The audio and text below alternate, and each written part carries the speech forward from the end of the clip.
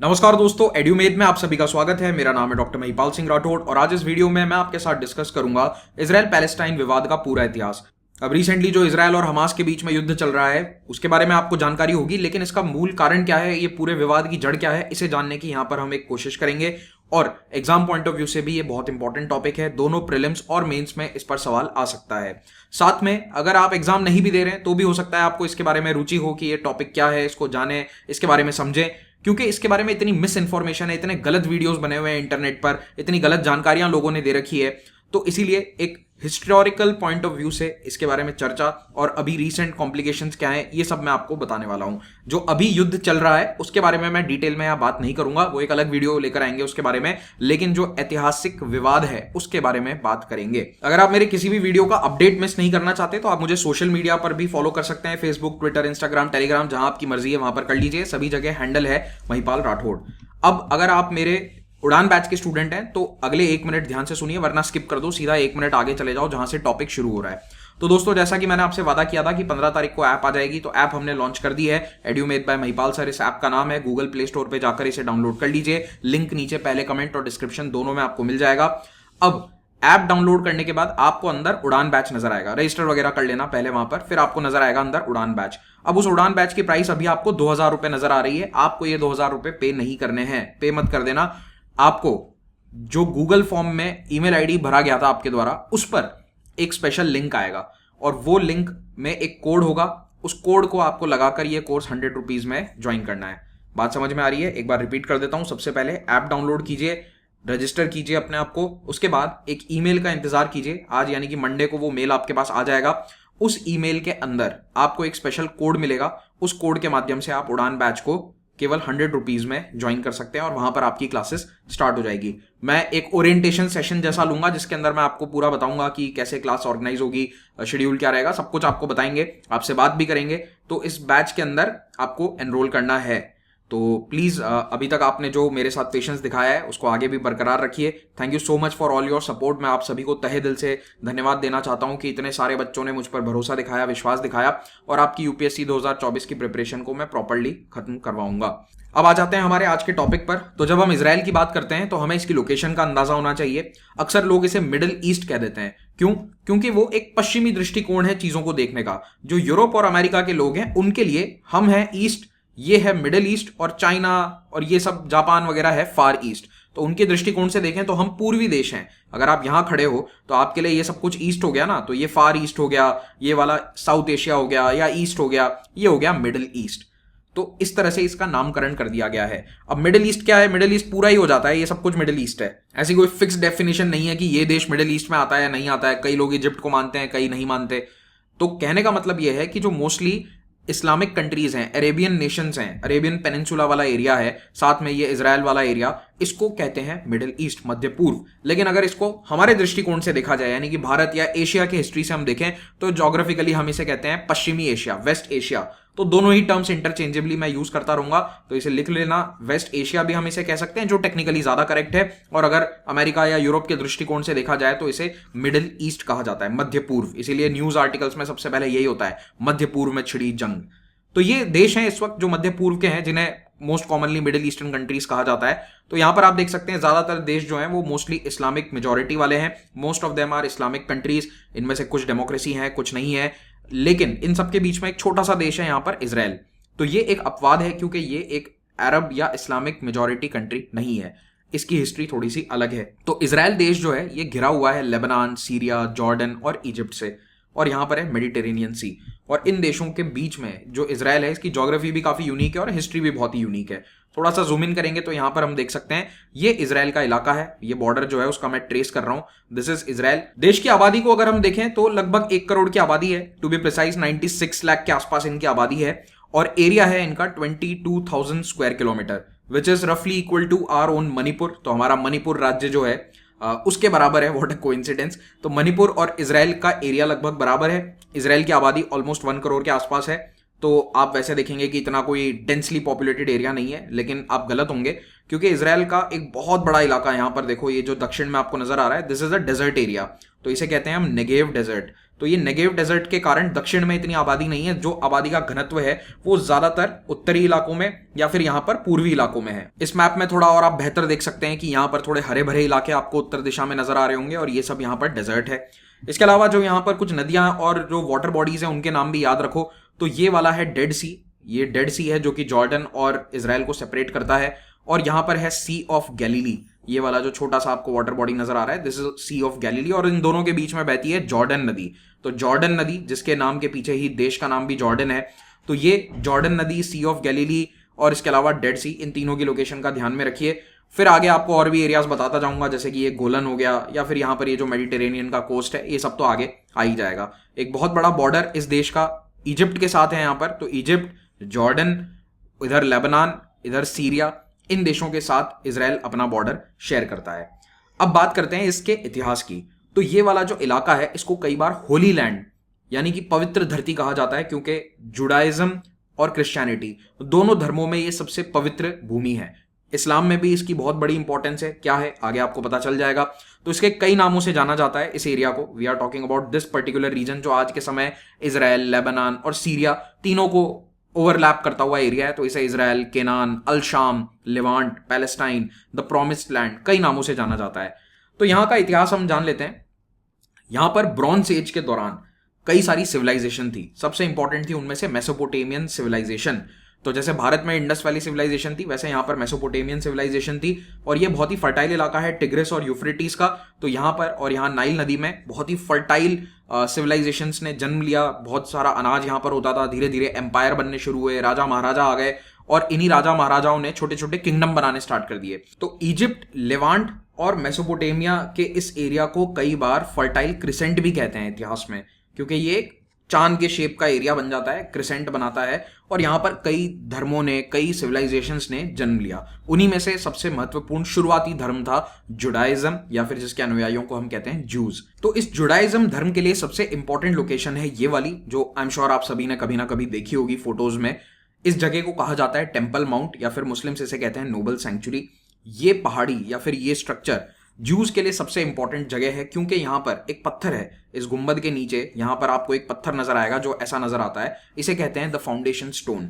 ये पत्थर वो जगह मानी जाती है जुडाइज्म में जहां से धरती की संरचना करी गई। The world started from this place, इसी जगह से दुनिया को क्रिएट किया गया। और क्रिएट करने वाले जो कई सारे प्रॉफिट्स थे वो इस्लाम और जुडाइज्म और क्रिश्चियनिटी तीनों में कॉमन है, जिनमें सबसे इंपॉर्टेंट है इब्राहिम। इसीलिए इन धर्मों को इब्राहिमिक रिलीजन्स भी कहा जाता है। इस्लाम में भी ये लोकेशन बहुत इंपॉर्टेंट है, क्योंकि यहां से प्रॉफिट मोहम्मद की नाइट जर्नी स्टार्ट हुई थी। ये क्या है नाइट जर्नी, आगे आपको मैं बता दूंगा। तो ये वो पत्थर है जिसको पहले इस तरह से, ये पुराना एक पेंटिंग है मिडीवल टाइम पीरियड का, तो आप देख सकते हैं इसके आसपास ऐसे एनक्लोजर नहीं था। आज के समय में इसके चारों तरफ एक दीवार जैसी बना दी गई है प्रोटेक्शन के लिए, और इसी पत्थर को प्रोटेक्ट करते हुए या कमेमोरेट करते हुए इसके ऊपर एक बहुत ही बड़ा सा, बढ़िया सा, सुंदर सा गुंबद बनाया गया लगभग 1400 साल पहले, और इसे आज हम कहते हैं the Dome of the Rock, या फिर इसे इस्लाम में कहा जाता है अल हरम अल शरीफ। तो ये वाली जो लोकेशन है फाउंडेशन स्टोन की, इसी के ऊपर ज्यूस कहते हैं कि पहले हमारा एक मंदिर हुआ करता था जिसे वो कहते हैं टेम्पल। तो ये लोकेशन आज के समय इस पूरे विवाद का एक तरह से आप कह सकते हैं कि सेंटर पॉइंट है। सेंटर पॉइंट अब आप कैसे कहेंगे, देखिए 3000 साल या 2000 साल पहले की चीजें आज रेलेवेंट नहीं होनी चाहिए, लेकिन रेलेवेंट है, क्योंकि दुनिया में हर जगह लगभग धर्म को बहुत इंपॉर्टेंट माना जाता है। और इसीलिए इस पूरे विवाद की जो मूल जगह है या मूल कारण है वो यहीं से शुरू होता है, टेम्पल माउंट से। तो ये वो टेम्पल माउंट का पूरा कॉम्प्लेक्स है। इसकी आप देख सकते हैं यहाँ पर बड़ी बड़ी दीवारें हैं। यहाँ पर एक बड़ी सी मस्जिद है जिसे अल अक्सा मस्जिद कहा जाता है। ये वाला जो आपको टेम्पल माउंट नजर आ रहा है, फिर यहाँ पर ये दीवार है, इसे कहते हैं वेस्टर्न वॉल। यहाँ पर ज्यूज अपनी प्रेयर्स करते हैं। तो ये लोकेशन जुडाइज्म और इस्लाम दोनों में बहुत ही इंपॉर्टेंट है। तो जूज इसे कहते हैं टेम्पल माउंट, मुस्लिम्स कहते हैं नोबल सेंचुरी, और ये मोस्ट सेंसिटिव साइट है, अभी भी बनी हुई है। अब आते हैं जूस की हिस्ट्री पर। तो देखिए जुडाइज्म धर्म की शुरुआत एग्जैक्टली कब हुई हमें नहीं पता है।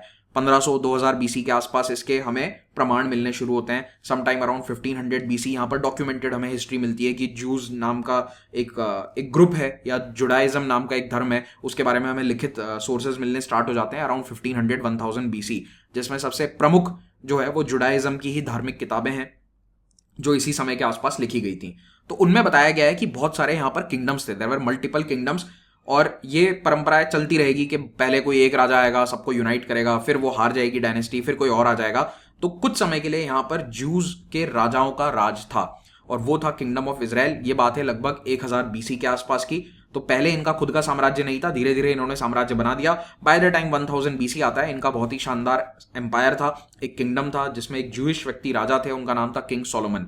अब कुछ हिस्टोरिकल सोर्सेज अभी डिबेट करते हैं कि क्या ये सचमुच में राजा थे या फिर एक माइथोलॉजिकल फिगर टाइप इनको बनाया गया है, लेकिन most of the historians agree कि हाँ एक राजा थे। शायद जितना उनके बारे में बखान किया गया उतना नहीं करा होगा, लेकिन थे तो सही, राजा तो थे। तो इनका नाम था किंग सोलोमन। 1000 बीसी के आसपास यहाँ पर इजराइल के जो जुडाइज्म फॉलो करने वाले लोग हैं, ज्यूज, उनका शासन हुआ करता था, उन्हीं के राजा थे। और इसी किंग सोलोमन ने 10th सेंचुरी बीसी में, यानी कि आज से लगभग 3000 साल पहले, एक बहुत बड़ा मंदिर बनवाया। कहां पर? उसी जगह पर जहां पर अभी ये आपको मैंने कॉम्प्लेक्स दिखाया था, एट दिस प्लेस। तो यहां पर एक बहुत बड़ा मंदिर बनवाया गया, तो इसे कहते हैं फर्स्ट टेम्पल। तो ज्यूज के अनुसार ये इनका पहला मंदिर था और ये मंदिर लगभग 400 साल मौजूद रहा था। It was build by king Solomon. इसके दो पर्पजेस थे। पहला, ये एक जेन्युइन मंदिर की तरह काम करता था। मंदिर के अंदर जो सबसे इंपॉर्टेंट चेंबर है, उस चेंबर के अंदर जुडाइज्म के सबसे इंपॉर्टेंट वस्तुओं को रखा जाता था और इसमें हर किसी को एंट्री अलाउड नहीं थी। इस मंदिर के अंदर केवल इनके जो सबसे मुख्य पुजारी थे वो जा सकते थे, एक आम ज्यू को इसमें एंट्री अलाउड नहीं थी। इसके अलावा जो इसका बाहरी बड़ा हॉल था, यहाँ पर राजा अपना दरबार लगा दिया या राजा ने कोई बड़ी मीटिंग कर ली, तो दोनों का काम करता था। ये grand meeting hall, Holi sanctuary, दोनों ही चीजें थी। और ये इतना इंपॉर्टेंट क्यों है? क्योंकि ऐसा माना जाता है कि सृष्टि के रचयिता, जो इनमें भगवान माने गए हैं, वो इस कमरे के अंदर अपनी प्रेजेंस दिखाते थे। तो ये जो अंदर वाला चेंबर है, जिसको आप कह सकते हैं भारत में जैसे मंदिरों में गर्भगृह होते हैं, वैसे ही इस मंदिर के अंदर एक चेंबर था। उस चेंबर के अंदर यहाँ पर साक्षात भगवान अपना अवतार यहाँ पर दिखाते थे। अब वो कैसे दिखाते हैं, क्या करते हैं, वो बहुत ज्यादा रिलीजियस टॉपिक हो जाएगा, इसलिए मैं उसमें जाना नहीं चाहता हूं। बस आप इतना समझ लो कि ये इसका इंपॉर्टेंस है। और इस चेंबर को या इस छोटे से कमरे को कहा जाता है होली ऑफ द होलीज। तो ये सबसे पवित्र कमरा है, मतलब पवित्र स्थानों में भी सबसे ज्यादा पवित्र इस कमरे को माना जाता है। यहाँ पर आर्क ऑफ द कॉवेनेंट रखा जाता था। अब ये आर्क ऑफ द कॉवेनेंट है, कई फिल्मों के अंदर आपने इसको देखा होगा, जैसे इंडियाना जोन्स की अगर आपने फिल्में देखी हैं तो उसके अंदर वो एक बॉक्स होता है जिसके पीछे वो सब लगे हुए होते हैं। तो वो एक्चुअली यहीं से आई है कहानी कि वो आर्क ऑफ कॉवेनेंट इस कमरे के अंदर रखा जाता था और यहीं पर भगवान अपना अवतार दिखाते थे। तो ये हिस्ट्री है। अब आप समझ सकते हैं कि ज्यूज के लिए ये इतनी इंपॉर्टेंट जगह क्यों है। अब 6th सेंचुरी में क्या होता है कि ये टेम्पल तोड़ दिया गया। किसने तोड़ा? पड़ोस में दूसरे किंगडम्स बन गए थे, बेबीलोनियंस थे, उन्होंने आकर इसे तोड़ दिया। अब ये बेबीलोनियन भी नहीं, नियो बेबीलोनियन थे, क्योंकि वहां पर भी 2 बेबीलोनियन डायनेस्टी है, उसमें हमें नहीं जाना है। आप इतना याद रखो कि 6th सेंचुरी में 587 बीसी, ईयर इंपॉर्टेंट है, इस समय इस मंदिर को तोड़ दिया गया। तो लगभग 400 साल ये मंदिर रहा। ये वाला जो फर्स्ट टेम्पल वाला टाइम है, इस समय जूस के पास पॉलिटिकल पावर थी। Approximately till like 600 BC they had political power. उन्हीं के अपने राजा थे, उन्हीं के अपने लोग थे, ये उनके अच्छे दिन चल रहे थे। उसके बाद क्या होता है, बेबीलोनियंस आकर इनका मंदिर तोड़ देते हैं, लेकिन बेबीलोनियंस का शासन भी ज्यादा समय तक नहीं रहता है। यहां पर शासन आ गया पर्शियंस का। तो पर्शिया के अंदर एक डायनेस्टी है जो भारत के इतिहास में भी रेलेवेंट है, अखमनीद डायनेस्टी, ठीक है, साइरस, डेरियस, वो वाली डायनेस्टी। तो वो पर्शियंस का यहां पर शासन हो जाता है और पर्शियंस जूस को अपना धर्म फॉलो करने देते हैं। तो अब जूस के पास पॉलिटिकल पावर नहीं है, याद रखना। एक समय पर जूस के पास यहां पॉलिटिकल पावर थी इजराइल में, अब नहीं है, उनका राजा नहीं है, लेकिन उन्हें अपना धर्म प्रैक्टिस करने की पूरी अनुमति थी। और पर्शिया के सपोर्ट से, पर्शिया एक सेक्युलर किंगडम हुआ करता था, तो वहां पर उन्होंने फिर से अपना मंदिर बनाया और इसे कहते हैं सेकंड टेम्पल टाइम पीरियड। तो 516 बीसी में इन्होंने फिर मंदिर बनाया और ये 70 एडी में बाद में डिस्ट्रॉय कर दिया गया। तो अगेन ये वाला मंदिर कितने, लगभग 600 साल चल गया। तो 600 और 400 ऑलमोस्ट 1000 ईयर्स के लिए यहां पर जूस का एक इंपॉर्टेंट मंदिर था। अब इस समय सेकंड टेम्पल वाले टाइम पीरियड में जूस के पास पॉलिटिकल पावर नहीं थी, काफी समय तक नहीं थी, लेकिन फिर भी अच्छे दिन ही थे उनके, उनका धर्म फॉलो करने की उन्हें पूरी अनुमति थी, वो अच्छे से फल फूल रहे थे। आर्ट, क्राफ्ट, आर्किटेक्चर, कल्चर, हर तरीके से ये बहुत ही बढ़िया समय था। In fact Second Temple period is considered to be one of the best time periods for Jews. Okay, फिर क्या होता है, धीरे धीरे जब ये अखमनीद वाले कमजोर हो जाते हैं तो उसके बाद यहाँ पर कुछ लोकल राजा फिर से आ जाते हैं। उनमें से एक राजा था हेरोड द ग्रेट। ये हेरोड जो है, ये क्या है, ये एक जू राजा है, ही इज अ जू हिमसेल्फ। तो इनके पास पावर आ गई, लेकिन ये पूरी तरह से इंडिपेंडेंट राजा नहीं थे। तो यहां पर एक डायनेस्टी आई थी, वो ज्यूज की डायनेस्टी थी, लेकिन उनके पास इंडिपेंडेंट पावर नहीं है, वो रोमन्स के अधीन रूल करते थे। अब ये रोमन्स कहां से आ गए, तो भैया जो रोम है वो इटली से एक एम्पायर निकलता है, रोमन एम्पायर के बारे में शायद आपने सुना होगा। वो यहां से निकलकर पूरे मेडिटेरेनियन के इलाके को अपने कंट्रोल में ले लेता है। तो यही रोमन एम्पायर यहाँ पर 1st सेंचुरी बीसी में इजराइल तक पहुंच गया था। और इजराइल पहुंचने के बाद इन्होंने क्या करा, पहले वहां के जो लोकल राजा थे उनको अपने अधीन कर लिया। तो यहाँ पर आप जो फोटो में देख रहे हैं इस वक्त, ये सेकंड टेम्पल का एक मॉडल है जो अभी बना हुआ है। तो ये सेकंड टेम्पल 500-600 साल तक एग्जिस्ट करता था।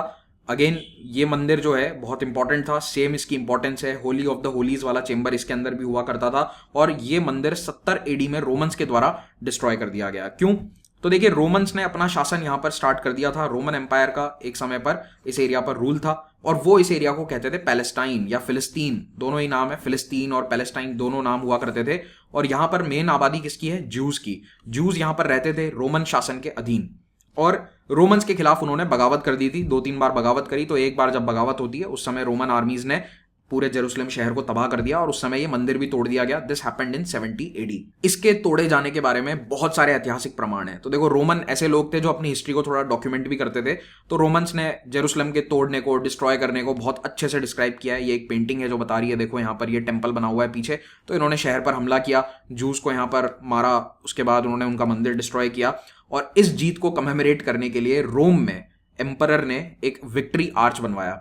तो विक्ट्री आर्च क्या होता है कि पहले रोम के अंदर एक परंपरा थी कि कोई बड़ी लड़ाई अगर आप जीत कर आते हैं तो ऐसा एक आर्किटेक्चर भव्य तरीके से आप बनाएंगे, विक्ट्री गेट बनाएंगे। और इस गेट के अंदर देखो ये दिखा रखा है कि कैसे हमने ज्यूज के धार्मिक सिंबल्स को लूट लिया, यानी कि वो जो होली ऑफ द होलीज के अंदर चीजें, वस्तुएं पड़ी रहती थी उनको लूट कर ये लेकर जा रहे हैं। ये बकायदा इन्होंने पत्थर के अंदर उकेरा हुआ है। तो इसके बारे में हमें बहुत सारे ऐतिहासिक प्रमाण मिलते हैं। तो यहां पर रोमन साम्राज्य का शासन आ जाता है और उसी समय जीसस क्राइस्ट नाम के एक व्यक्ति का जन्म होता है जो ज्यू थे। ही वॉज अ ज्यू बाय बर्थ, लेकिन धीरे धीरे वो अपना एक नया धर्म स्टार्ट करते हैं, अपनी कुछ नई बातें कहते हैं और उसी धर्म को, उन्हीं सेट ऑफ रूल्स को आज हम क्रिश्चियनिटी के रूप में जानते हैं। तो जेरूसलम क्रिश्चियनिटी में भी बहुत इंपॉर्टेंट है क्योंकि जीसस का जन्म हालांकि बैथलेहम में हुआ था, उन्होंने अपना काफी जीवन नाजरेत में बिताया था, लेकिन उनके जीवन के अंत वाली जो सारी घटनाएं, खास करके उन्हें सूली पर चढ़ाया जाना, वो सब कुछ जेरूसलम में होता है। और उस समय बिल्कुल क्लियरली बताया गया है कि कैसे जो ज्यूज हैं, जो ज्यूज के अंदर कुछ प्रीस्ट थे, वो जीसस क्राइस्ट के खिलाफ थे। वो नहीं चाहते थे कि ये व्यक्ति अपना नया धर्म जैसा चालू कर रहा है इसको चालू करने दिया जाए, इसीलिए उन्हें सूली पर चढ़ा दिया जाता है। तो कई इंपॉर्टेंट बिब्लिकल घटनाएं यहां पर होती हैं। और जिस जगह पर जीसस क्राइस्ट को सूली पर चढ़ाया गया था, आज के समय यहां पर क्रिश्चियनिटी के भी सबसे इंपॉर्टेंट धार्मिक स्थलों में से एक है और वो है the Church of the Holy Sepulchre. ये वो वाला चर्च है जो फोटो में आपको अभी नजर आ रहा है। तो ये चर्च यहां पर बनाया गया था 4th सेंचुरी के आसपास। क्यों? क्योंकि पहले क्रिश्चियंस को भी अपना धर्म प्रैक्टिस करना अलाउड नहीं था। ज्यूज को था, हाँ, क्योंकि जुडाइज्म एक पुराना रिलीजन है, तो रोमन्स ने उनका धर्म वगैरह कुछ नहीं चेंज किया। रोमन्स इस मामले में काफी चिल थे, काफी कूल थे, उन्हें कोई प्रॉब्लम नहीं थी, कोई भी अपना धर्म फॉलो करे जिस नई टेरिटरी में वो जाते थे। सो दे वर काइंड ऑफ सेक्युलर। ठीक है, अब आप पूछोगे सर रोमन्स का अपना धर्म क्या था? तो रोमन एम्पायर में शुरुआती समय में धर्म जो था उसे कहा जाता है पेगनिज्म। तो इसके अंदर बहुत सारे भगवान होते थे। ये जो जुपिटर, वीनस, जितने भी आपने ग्रहों के नाम सुने, ये सारे उनके भगवान के नाम होते थे। तो रोमन्स के बहुत सारे भगवान थे, दे वर पॉलीथीस्टिक, कई सारे भगवानों की पूजा करते थे, मूर्तियां बनाते थे उनकी बड़ी बड़ी।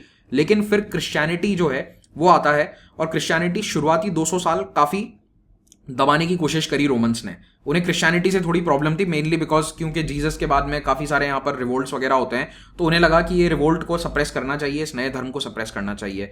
सो फ्रॉम 0 to 200, वैसे मतलब टेक्निकली 34 एडी मान लो, तो 34 से 200 के आसपास इन्होंने क्रिश्चियनिटी को बहुत सप्रेस किया। लेकिन धीरे धीरे धीरे क्रिश्चियनिटी पॉपुलर होता गया एंड बाय द टाइम 312 आता है, क्रिश्चियनिटी इतना पॉपुलर हो चुका था कि रोम के राजा तक को यह कहना पड़ा कि हाँ, क्रिश्चियनिटी हमारा एक तरह से ऑफिशियल रिलीजन हो सकता है। उसे घोषणा नहीं करी उन्होंने, स्टेट रिलीजन नहीं बनाया, but for all practical purposes वो राजा खुद क्रिश्चियन बन गया था। उस राजा का नाम लिख लेना, लिखा हुआ नहीं है यहाँ पर, कॉन्स्टेंटीन उसका नाम है। He is Constantine the first, Constantine प्रथम उस राजा का नाम था।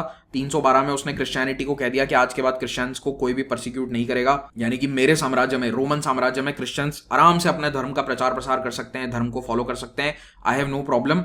And he himself was almost a Christian, पूरी तरह से क्रिश्चियन बन गया था, बस उसने बैप्टिज्म नहीं करवाया अपना। जब वो मृत्यु शैया पर था, when he was about to die, 337 AD वो साल है, तब उसने मरने से जस्ट पहले क्रिश्चियनिटी को ऑफिशियली स्वीकार कर लिया, अंगीकार कर लिया। उसे कहा जाता है बैप्टिज्म ऑफ कॉन्स्टेंटीन, 337 एडी। उसके बाद से रोमन एम्पायर वाज क्रिश्चियन। राजा ने नहीं बल्कि प्रजा ने क्रिश्चियनिटी को अपनाया था, इसीलिए राजा को जबरदस्ती अपनाना पड़ा। ओके तो ये 337 थोड़ा सा ध्यान में रख लेना। कॉन्स्टेंटीन की डेथ होती है 337 में, मरने से कुछ घंटे पहले वो क्रिश्चियन बन जाता है, ऑफिशियली क्रिश्चियन बन जाता है बैप्टिज्म सेरेमनी करवा के, और राजा का नाम है कॉन्स्टेंटीन वन। उसके बाद क्रिश्चियंस को पूरे रोमन एम्पायर में एक खुली छूट मिल गई।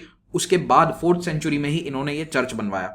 तो पहले 200-300 साल यहाँ कोई बड़ा चर्च नहीं था। इनफैक्ट क्रिश्चियंस को काफी परेशान भी किया जाता था यहाँ पर इजराइल में। But now they built a big church, और ये चर्च आज भी मौजूद है, हालांकि कई बार तोड़ा गया, कई बार फिर से बनाया गया। So this Church of the Holy Sepulchre, यहाँ पर जीसस क्राइस्ट को सूली पर चढ़ाया गया था, और उनका टूम भी इसी के नीचे बताया जाता है। ओके और ये पास में ही है, आप देखो ये इसके टॉप मोस्ट पॉइंट से फोटो लिया गया है, सामने आपको डोम ऑफ द रॉक नजर आ जाएगा। अंदर से ये कुछ ऐसा नजर आता है, काफी बड़ा चर्च है, ये पुराने रोमन स्टाइल में बना हुआ है। तो इसके मॉडर्न चर्चेस की तरह आपको इसका फॉर्मेट नहीं दिखेगा, जैसे मॉडर्न चर्चेस ऐसे क्रॉस के शेप में होते हैं, लेकिन पहले जो शुरुआती चर्चेस होते थे वो ऐसे गोल बनाए जाते थे because of the Roman style of architecture. अब फिर आते हैं हम लगभग 3rd और 4th सेंचुरी के आसपास। तो देखिए 3rd, 4th century, 5th century तक यहाँ पर रोमन्स का शासन था, लेकिन कालांतर में क्या होता है कि ये रोमन एम्पायर भी 2 हिस्सों में बट गया। तो रोमन एम्पायर का जो ये पूर्वी हिस्सा था ये अलग हो जाता है, इसको ईस्टर्न रोमन एम्पायर या फिर हम कहते हैं बिजेंटीन एम्पायर। तो ये बिजेंटीन राजाओं का यहाँ शासन हो गया। उनका कैपिटल था यहाँ पर इस्तांबुल, जिसको आज इस्तांबुल कहते हैं, तब कॉन्स्टेंटिनोपल कहते थे। और इसी कॉन्स्टेंटिनोपल शहर से ये वाला इलाका, इजराइल वाला इलाका भी रूल किया जाता था। तो ईस्टर्न रोमन एम्पायर का एक बड़ा चैलेंजर बनकर उभर कर आता है ईरान का ससानिद एम्पायर। तो पहले अकामनीद था, अब यहां पर आ गया ससानिद एम्पायर। तो ये बिजेंटीन्स की और ससानिड्स की लगातार लड़ाई चलती रहती है, और उसी समय ये वाला इलाका Israel, it keeps on changing hands. कभी ये बिजेंटीन्स के पास में है, कभी ये ससानिड्स के पास में है। अब जूस के लिए प्रॉब्लम ये थी कि जब भी वो बिजेंटीन्स यानी कि क्रिश्चियन साम्राज्य के अधीन होते थे तो उनके लिए प्रॉब्लम ज्यादा थी। आज आपको लगता है कि जूस और मुस्लिम्स की फाइट ज्यादा है, लेकिन इतिहास में हम देखें तो सबसे बड़ी फाइट जो है वो क्रिश्चियंस और जूस की रही है। क्योंकि देखो क्रिश्चियंस का ये मानना है कि जीसस क्राइस्ट को सूली पर जूस के कारण चढ़ाया गया, और जूस आज भी नहीं मानते कि जीसस क्राइस्ट एक भगवान थे। वो कहते हैं कि हाँ ये प्रॉफिट हैं, लेकिन उन्हें डिवाइन स्टेटस यानी कि भगवान के बेटे के रूप में नहीं देखा जाता। तो जूस और क्रिश्चियंस के बीच में शुरुआती सदियों में और आज भी काफी हद तक ये प्रॉब्लम रही थी। They have a problem over the divinity of Jesus Christ. वो जीसस क्राइस्ट को इंसान मानते हैं जूस, और क्रिश्चियंस उन्हें भगवान के बेटे के रूप में पूजते हैं। He is called as the son of God. चलो वापस आ जाते हैं यहाँ पर। इजराइल की उस समय क्या कंडीशन थी या जूस की क्या कंडीशन थी? तो देखिए जब क्रिश्चियनिटी रोमन एम्पायर में बहुत पॉपुलर हो गया तो कई बार इजराइल से जूस को निकाल दिया गया, और उस समय जूस को यह कहा गया कि आप अपनी धार्मिक स्थलों पर पूजा भी नहीं कर सकते। जूस को काफी प्रताड़ित किया गया था उस समय, तो जूस के लिए वो अच्छा समय नहीं था। तो कई जूस निकलकर यहाँ से ससानिद एम्पायर में रहने भी चले गए थे। बाद में जब ससानिड्स ने यहाँ पर हमला किया तो जूस ने इनका साथ दिया था। किसका? ससानिड्स का। ओके तो ये जो ससानिद एम्पायर है, बाय द वे इनका धर्म कौन सा है? अब आपको डाउट हो तो मैं बता ही देता हूं। तो ये कौन सा धर्म फॉलो करते थे जो आज पारसीज का धर्म है? किसी को उसका नाम पता हो तो नीचे कमेंट में लिख दीजिएगा। ज़ोरोएस्ट्रियनिज्म। चलो बता ही दिया। तो ज़ोरोएस्ट्रियनिज्म नाम का जो धर्म है उसे ये लोग फॉलो करते थे, अखमनीद, ससानियंस। अभी यहाँ पर इस्लाम नहीं आया है। तो ससानिड्स ने जूस को हेल्प करी। जब ससानिद शासन होता था तो जूस के लिए काफी अच्छा टाइम था। They were happy under the Sasanid rule, क्योंकि ससानिद उनको अपना धर्म फॉलो करने देते थे। इजराइल में, जेरूसलम में उन्हें अपने धार्मिक स्थलों पर जाने देते थे। अब इसी समय जब ये देखो रोमन एम्पायर था, तब कई सारे जूस इस इलाके से निकलकर रोमन एम्पायर के अलग अलग हिस्सों में जाकर रहने लगे। उसके कई कारण बताए गए हैं। पहला, उन्हें वहां पर प्रताड़ित किया जा रहा था। जैसे जैसे क्रिश्चियनिटी बढ़ रही थी तो क्रिश्चियन रूल आने के बाद खास करके उन्हें यहाँ पर काफी परेशानियों का सामना करना पड़ा। उन परेशानियों से बचने के लिए कई जूस इराक की तरफ चले गए, कोई यहाँ यमन की तरफ चले गए, कुछ यहाँ पर चले गए। तो पूरे अरेबिया में, पूरे नॉर्थ अफ्रीका में कई सारे जूइश लोग रहने लगे। और ये जो शब्द है डायस्पोरा, ये सबसे पहले जूइश लोगों के लिए इस्तेमाल किया गया था। तो ये जूइश डायस्पोरा यानी कि जूस जो पूरे यूरोप में, अफ्रीका में, अरेबियन पेनिनसुला में रहने लगे, ये जगह जगह जाकर बस जाते हैं। खास करके रोमन एम्पायर के समय, जब पूरी रोमन एम्पायर या मेडिटेरेनियन वाला एरिया कनेक्टेड था, it was very well connected because of trade etcetera. तो ये जूस व्यापार में भी बहुत हिस्सा लेते हैं। दे वर ट्रेडर्स, अच्छा ट्रेड करते हैं, बढ़िया पैसा कमाते हैं, अच्छी लाइफ जीते हैं और रहते हैं यूरोप में। लेकिन एक प्रॉब्लम थी, क्रिश्चियंस उन्हें कहीं भी शांति से रहने नहीं देते थे। Christians had a problem with the juice everywhere. एक बार टाइमलाइन ओरिएंट करने के लिए आपको मैं बता दूं कि अभी हम चल रहे हैं अराउंड 600 एडी या फिर 600 सीई के आसपास का समय काल है, यानी कि अभी से लगभग 1400 साल पहले। तो उस समय दो बड़े एम्पायर्स हैं यहाँ पर, एक तो बिजेंटीन एम्पायर, दूसरा पर्शियन या ससानिद एम्पायर। इन दोनों के बीच में लड़ाई चलती रहती है। ये वाला इलाका इट कीप्स ऑन चेंजिंग, कभी इनके हाथ में कभी उनके हाथ में आ जाता है। इस लड़ाई का लेकिन फायदा सबसे ज्यादा कौन उठाता है? इस लड़ाई का फायदा होता है राशिदून कैलिफेट को। ये राशिदून कैलिफेट क्या है? तो देखिए सन 570 में एक व्यक्ति का जन्म होता है जिन्हें आगे चलकर हम कहते हैं प्रॉफिट मोहम्मद। तो प्रॉफिट मोहम्मद जो इस्लाम धर्म के संस्थापक हैं, इन्होंने 570 के अंदर इनका जन्म होता है, 632 के अंदर इनकी मृत्यु होती है, और इस बीच में इन्होंने इस्लाम एक नया रिलीजन शुरू किया। ये रिलीजन यहां पर शुरू होता है somewhere in the Arabian peninsula, not somewhere, Mecca Medina वाला जो क्षेत्र है यहां से शुरू होता है।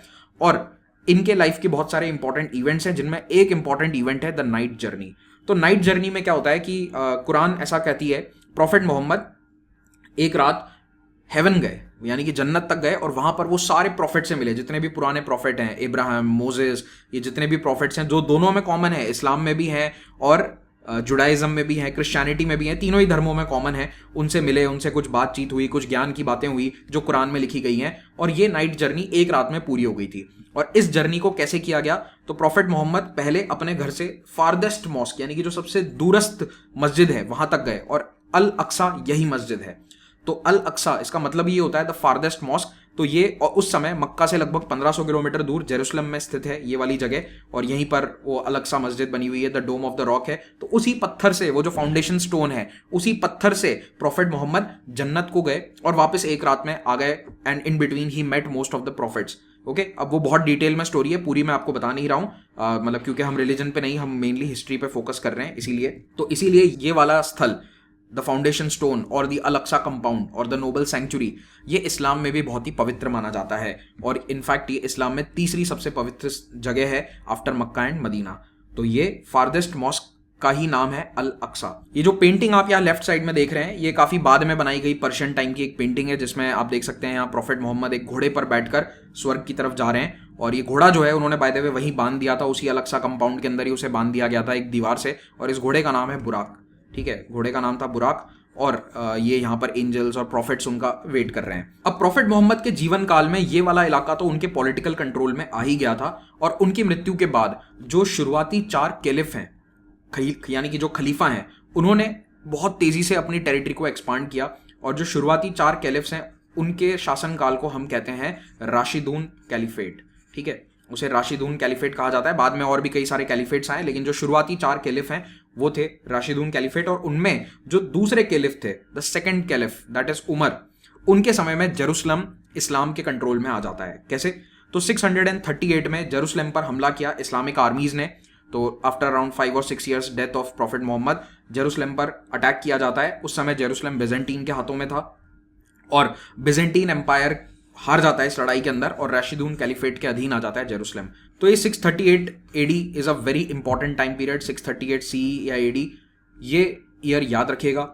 इस साल पे जेरूसलम पर इस्लामिक शासन आ जाता है। हालांकि एक ही डायनेस्टी नहीं रहती है, बहुत सारे अलग अलग डायनेस्टीज या बहुत सारे कैलिफेट्स आकर यहाँ पर रूल करेंगे, लेकिन शुरुआती कैलिफेट जो था वो राशिदून कैलिफेट, उसके टाइम पीरियड में, and specifically during the time period of second caliph that is Umar, उनके समय में ये शहर जेरूसलम इस्लामिक रूल के अधीन आ जाता है। फिर उसके बाद राशिदून कैलिफेट के बाद आते हैं उमैयद कैलिफ्स। तो उमैयद कैलिफ्स ने इस जगह पर पहला कंस्ट्रक्शन करवाया जो आज हमें नजर आता है, वो construction Al Haram Al Sharif that is this Dome of the Rock जिसको आज कहा जाता है, इसके ऊपर जो पहला कंस्ट्रक्शन था वो इन्होंने कराया। और जो दूसरा कंस्ट्रक्शन है वो था अल अक्सा मस्जिद, जो 705 में यहाँ पर कराया जाता है। तो ये वो मस्जिद है। अब ये मस्जिद कहाँ पर स्थित है, तो आप इस कंपाउंड को देखिए। इस कंपाउंड के अंदर ये वाला जो इलाका है, this is the mosque that is the Al Aqsa Masjid, और यहाँ पर जो आपको नजर आ रहा है ये है डोम ऑफ द रॉक। अब कई बार क्या है कि इस पूरे कॉम्प्लेक्स को ही अल अक्सा कंपाउंड कह देते हैं। ठीक है, पहले यहाँ पर क्या था, 70 एडी तक यहाँ पर एक टेम्पल था, उस टेम्पल की भी यही दीवार थी। ठीक है, उस टेम्पल की भी यही दीवार थी, और यहीं कहीं पर वो टेम्पल बना हुआ था, और उस टेम्पल के अंदर जो वो उनका सबसे अंदर वाला कमरा है, होली ऑफ द होलीज, वो इस दीवार के नजदीक कहीं पर था। इसीलिए इसकी जो पश्चिमी दीवार है, यहाँ पर जूज अपनी प्रार्थनाएं करते हैं। सो this is the western wall, जहां पर जूज आकर मत्था टेकते हैं अपना, और यहाँ पर वो प्रेयर्स करते हैं। तो ये अल अक्सा मस्जिद इस्लाम की दूसरी या तीसरी सबसे पुरानी मस्जिद है। ठीक है, कुछ सोर्सेज इसको सेकंड मानते हैं, एक और मस्जिद जो थोड़ी इससे पुरानी बताई जाती है, तो आइदर सेकंड और थर्ड, लेकिन ये तय है कि भैया ये सबसे पुरानी मस्जिद में से एक है इतिहास में, और 1300 साल से लगभग ये यहाँ पर मौजूद है। ऑफ कोर्स कई बार गिर गई, टूट गई, क्योंकि कभी भूकंप आ गया, कभी कोई आग लग गई, इस तरह की घटनाएं होती रहती है इतिहास में, तो इसे 2-3 बार बनाया गया है। बट अभी जो आपको स्ट्रक्चर देखने को मिलता है वो मोस्टली 11वीं सेंचुरी का है। तो 11वीं सेंचुरी के अंदर यहाँ पर जो स्ट्रक्चर बनाया गया था वो मोर और लेस अभी भी एग्जिस्ट कर रहा है। ठीक है। Same goes with Al Haram Al शरीफ। यहाँ पर भी जो स्ट्रक्चर आपको देखने को मिल रहा है ये शुरुआत से ऐसा नहीं है, पहले थोड़ा सिंपल स्ट्रक्चर था, बाद में इसमें ऑटोमन्स वगैरह ने ये ब्लू कलर की टाइल्स ऐड करी। ये जो आपको गोल्डन कलर का डोम नजर आ रहा है ये तो अभी 50-60 साल पहले जॉर्डन ने लगवाया था, तो इसमें भी बहुत सारे चेंजेस हुए हैं, पर जो मेजर स्ट्रक्चर है वो पिछले 1000 साल से इसी तरह से मौजूद है। और टेम्पल 70 AD में डिस्ट्रॉय कर दिया गया था। अब बात करते हैं क्रूसेड्स की। तो देखिए, जब 7th सेंचुरी में ये एरिया इस्लामिक शासन के अधीन आ जाता है तो ऐसा नहीं है कि जूस और क्रिश्चियंस के लिए यहां पर आना जाना बंद करवा दिया गया था, नहीं। इनफैक्ट जूस को क्रिश्चियन बिजेंटीन साम्राज्य से ज्यादा पिलग्रिमेज के अधिकार इस्लामिक शासन में थे। हालांकि कंट्रोल नहीं था, पॉलिटिकल पावर नहीं था, लेकिन फिर भी वो आ सकते थे, प्रे कर सकते थे। पर धीरे धीरे ये जो पिलग्रिमेज के अधिकार है इन पे रिस्ट्रिक्शंस लगाए गए, कुछ रोक लगाई गई, और खास करके क्रिश्चियंस को बाय 11th सेंचुरी यहां पर आने से रोका जाने लगा। और इसीलिए जो यूरोप के क्रिश्चियन राजा थे, यूरोप की जो क्रिश्चियन जनता थी जो यहाँ पर धार्मिक यात्रा के लिए, पिलग्रिमेज के लिए आना चाहती थी, जब उन्हें रोका गया तो क्रूसेड्स की शुरुआत होती है। 1099 में पहला क्रूसेड होता है। तो उस समय एक पोप हुआ करते थे। पोप ने सारे राजाओं को उकसाया कि भाई साहब आप जाओ और अपने होली लैंड पर कब्जा करो। होली लैंड यानी कि जहां पर जीसस क्राइस्ट का जन्म हुआ, जहां उन्हें सूली पर चढ़ाया गया, वो एरिया आज किसी और धर्म के कंट्रोल में है, तो ऐसा नहीं होना चाहिए, हम वहां पर आ जा नहीं सकते हैं, तो go and capture that territory. तो इस तरह से क्रूसेड्स की शुरुआत होती है। तो क्रूसेड्स लगभग 200 साल चले। इनका इतिहास भी अपने आप में बहुत कॉम्प्लेक्स है, उसमें हमें अभी नहीं जाना है। बस आप इतना याद रखो कि पहला क्रूसेड 1099 में जेरूसलम पर हमला होता है 1099 में, and it is successful. From 1099 to 1187 यहाँ पर क्रिश्चियंस का राज आ गया था। तो यहाँ पर एक लोकल राजा बनाए जाते हैं, कई सारे क्रूसेडर स्टेट्स इन्हें कहा जाता है, ये क्रूसेडर स्टेट्स बनाए जाते हैं, एंड इनके ऊपर लगातार पड़ोसी जो मुस्लिम राजा हैं वो हमला करते हैं। उन्हीं में से एक हमले की कहानी किंगडम ऑफ हेवन नाम की एक फिल्म में बताई गई है। It is one of my favourite movies, बहुत अच्छा उसमें बताया है। हालांकि पूरी तरह से हिस्टोरिकली एक्यूरेट नहीं है, बट हाँ 75% तक एक्यूरेट है। तो इसको देख लेना, कभी समय हो तो देखना। किंगडम ऑफ हेवन 2005 में फिल्म आई थी। इसमें क्या बताया गया है कि वो 1187 में जब जेरूसलम क्रिश्चियंस के हाथों से अगेन मुस्लिम हाथों में जाता है, वो वाली लड़ाई यहाँ पर दर्शाई गई है। बाय द वे, जेरूसलम में लगभग 50 बार ऐसा हो चुका है कि somebody has come and conquered the city and a new kingdom has been established। तो 50 बार यहाँ पर अलग अलग राजाओं का शासन हो चुका है, 50 टाइम्स, जो प्रोबेबली हिस्ट्री में सबसे ज्यादा होगा। 1187 तक इनका शासन था, फिर वापस ब्रीफली 1229 से लेकर 1244 तक क्रिश्चियन शासन आ जाता है 15 सालों के लिए, बट उसको गिनने की जरूरत नहीं है। तो इसीलिए मैंने आपको कहा था कि लगभग 100 सालों के लिए बीच में क्रिश्चियन शासन आया, और फिर से 1917 तक यहाँ पर इस्लामिक शासन ही रहता है by different Muslim dynasties and caliphates. तो बहुत सारी डायनेस्टीज हैं, सबके बारे में डिटेल जानना हमारे लिए आवश्यक नहीं है, क्योंकि हमें ना तो इजराइल पीसीएस देना है, ना इराक पीसीएस, ना सीरिया पीसीएस। ये वहां की डायनेस्टीज हैं। उन तीनों देशों के बच्चों को पढ़ने दो डिटेल में, आप केवल नाम याद रख लो, आपके लिए काम चल जाएगा। तो एक फातिमिड डायनेस्टी है, इन्होंने यहाँ काफी कंस्ट्रक्शन कराया, जो अभी अलग सा मस्जिद वगैरह मेजरली जो आपको देखने को मिलती है वो इन्होंने ही बनवाई थी। फिर यहाँ पर सेल्जुक्स आए। उसके बाद एक लंबा शासनकाल चलता है मामलुक्स का। ये मामलुक्स कहाँ की डायनेस्टी थी? इजिप्ट बेस्ड, ठीक है। तो भारत के अंदर भी एक मामलुक डायनेस्टी है, इजिप्ट में भी एक मामलुक डायनेस्टी थी। इनका शासन 300 साल यहाँ पर रहता है, 1260 से 1517। और ये जो मामलुक सुल्तान है यही बाद में कैलिफ बन गए, यही खलीफा बन गए। ऑटोमन सुल्तान ने इनको हराकर 1517 में खलीफा का टाइटल अपने पास ले लिया, एंड दिस हैपेंड इन 1517। तो ये ईयर याद रखना, ये वैसे भी वर्ल्ड हिस्ट्री में भी इंपॉर्टेंट है कि मामलुक इजिप्ट के मामलुक्स को कब हराया गया था? ऑटोमन्स के द्वारा। अब ये ऑटोमन कौन है? तो ये ऑटोमन है तुर्क्स, ठीक है, दे आर टर्क्स। और इनका कोर एरिया या कोर टेरिटरी कौन सी है? इनकी कोर टेरिटरी ये वाली है। आज का जो प्रेजेंट डे टर्की है, इस्तांबुल शहर है, ये वहां से शासन करते थे, और इन्होंने आकर इजराइल वाले एरिया पर अपना शासन बना लिया 1517 में, और लगभग 1917 400 साल हो गए, 400 सालों तक इनका शासन रहता है। तो आप देख सकते हैं कि मोर और लेस 638 के बाद से 1917 तक यहाँ पर इस्लामिक शासन था, apart from the 100 years in between जब क्रूसेडर स्टेट्स का यहाँ शासन रहता है। अब इस पूरे 1000 साल के टाइम पीरियड में यहाँ बहुत सारे कंस्ट्रक्शन होते हैं, कई मस्जिद, कई चर्च, कई सिनेगॉग्स बने। और ऐसा नहीं है कि जेरूसलम में जूस का आना जाना बंद था। हाँ, जूस के पास यहाँ पॉलिटिकल पावर नहीं है। कई बार कोई राजा आता था, वो उन्हें रिस्ट्रिक्ट कर देता था कि यहाँ पर आप अपनी पूजा अर्चना नहीं कर सकते। कुछ राजाओं ने पूजा अर्चना अलाउ कर दी, जैसे कि 1187 में जो राजा था सलादीन, ठीक है, जिसने जेरूसलम को जीता था फिर से, उन्होंने कहा कि भैया मुझे कोई प्रॉब्लम नहीं है, आप लोग आइए और पूजा अर्चना कीजिए। उसने होली सेपुल्कर चर्च और ये जो वेस्टर्न वॉल है दोनों पे अलाउ करा जूज और क्रिश्चियंस को पूजा करने के लिए। तो इनमें इनका भी फायदा होता था। क्या फायदा था? टैक्स लेते थे, पिलग्रिमेज टैक्स लिया जाता था। जो भी बाहर से व्यक्ति आ रहा है, क्रिश्चियन आ रहा है या कोई और धर्म का आ रहा है, उससे पैसा लेते थे। लेकिन ये बात बिल्कुल सच है कि जूस की आबादी धीरे धीरे धीरे इस शहर में बहुत ही कम हो गई थी। इनफैक्ट 18वीं और 19वीं शताब्दी में कुछ यूरोपियन ट्रैवलर्स जब यहाँ पर गए तो उन्होंने कहा कि पूरे शहर में 200-300 जूस रह रहे हैं। जो शहर जूस के लिए सबसे इंपॉर्टेंट था, वहां पर केवल 200-300 उनकी आबादी रह गई थी। बहुत ही कम आबादी रह गई थी। एंड इनफैक्ट जेरूसलम अपने आप में इतना बड़ा शहर नहीं रहा था। क्यों? क्योंकि आसपास के जो दूसरे शहर हैं जैसे बगदाद या Damascus, they were the centres of political power. Jerusalem की मेन इंपॉर्टेंस केवल धार्मिक कारणों से थी। वो कभी भी पिछले 1000 सालों में ऐसा कोई बहुत बड़ा पॉलिटिकल पावर नहीं रहा है कि भैया जेरूसलम पे हमारा शासन होगा तो ही हमारी सत्ता चलेगी। नहीं, it was important for religious reasons, yes, लेकिन बाद में दूसरे शहर उसे ओवरटेक कर गए। लेकिन यहाँ पर हाँ, बहुत सारा कंस्ट्रक्शन होता है, ऑटोमन्स ने भी करवाया, मामलुक्स ने भी करवाया। अब इस बीच में जूस के साथ क्या हो रहा है? तो देखिए, जूस अब जेरूसलम या इजराइल में तो नहीं रह रहे हैं, कुछ कुछ हैं, थोड़े बहुत रह रहे हैं, लेकिन मेजर पॉपुलेशन जूस की अब पहुंच चुकी है यूरोप। तो दुनिया के ज़्यादातर जूस जो हैं वो यूरोप में रहते हैं, क्योंकि उनकी अपने होमलैंड से सारी पॉलिटिकल पावर जा चुकी है। इनफैक्ट कई बार उन्हें विजिट करने के लिए भी अलाउ नहीं किया जाता था जेरूसलम में, लेकिन उन्होंने यूरोप में बहुत अच्छा अपने आप को एस्टैब्लिश कर लिया। कई जगहों पर जाकर वो व्यापार करते थे, व्यापारी थे और अच्छा व्यापार करते थे, अच्छा पैसा कमाते थे। तो इसी के कारण यूरोप में खास करके क्रिश्चियंस के अंदर इनके प्रति एक थोड़ी सी भावना गलत हो गई, और इस भावना को आज भी कहा जाता है एंटी सेमाइटिज्म। यानी कि अगर आप ज्यूस से नफरत करते हैं या ज्यूस के खिलाफ कोई बात कहते हैं तो उसे एंटी सेमाइटिज्म कहा जाता है। तो ये एंटी सेमाइटिज्म क्यों है, मैंने आपको मेन क्रक्स जो है उसका बता दिया था कि भैया जीसस क्राइस्ट के इतिहास को लेकर ही दोनों के बीच में थोड़ी दुर्भावना है। लेकिन थोड़ा प्रैक्टिकल रीजन पे बात करें तो प्रैक्टिकल रीजन ये था कि Jews were much wealthier than the other people, क्योंकि ये व्यापार अच्छा करते थे, इनके आपस में ट्रेड नेटवर्क्स थे, ये अपने परिवारों को कनेक्टेड रखते थे। अगर कोई लंदन में जू रह रहा है तो वो पेरिस वाले अपने भाई बंधु से अच्छी पहचान रखता था, उसी के साथ व्यापार करता था, तो इनके ट्रेड नेटवर्क्स वगैरह काफी अच्छे से डेवलप होते हैं और ये जूइश डायस्पोरा काफी अमीर हो जाती है यूरोप के अंदर मिडिल एजेस के अंदर। I am talking between like 11th and 16th century. और ये इतनी अमीर हो जाती है कि इनके खिलाफ कई स्टीरियोटाइप्स बन जाते हैं। फॉर एग्जाम्पल कि भैया जू व्यक्ति है तो अमीर ही होगा, तो ये थे भी, कई सारे बैंकर बैंकिंग का काम करते थे। तो आपने वेनिस, जेनेवा, इन शहरों का नाम सुना होगा। जब हम इंडिया की हिस्ट्री की शुरुआत करते हैं मॉडर्न हिस्ट्री में, तब वहां पर वो वेनिस और जेनेवा का नाम आता है। तो वहां पर जो बड़े बड़े बैंकर्स थे वो सारे ज्यूज थे, most of them were Jews. और एक शेक्सपियर का प्ले है, कभी समय मिले तो पढ़ लेना, उसका नाम है मर्चेंट ऑफ वेनिस। तो मर्चेंट ऑफ वेनिस के अंदर जो विलन है वो भी व्यक्ति एक जू बताया गया है, उसका नाम था शाइलॉक। ठीक है, तो वो कहते हैं कि वो किसी को पैसा देता है और उसको पैसा वापस नहीं मिलता है, तो वो कहता है कि मुझे तो मांस काट कर दो, give me a pound of flash. मतलब इतना लालची बताया गया है उसे कि ये आदमी अपने पैसे के लिए किसी और आदमी के शरीर का 1 किलो मांस मांग रहा है कि मुझे तो भैया तुम्हारा मांस चाहिए कटा हुआ।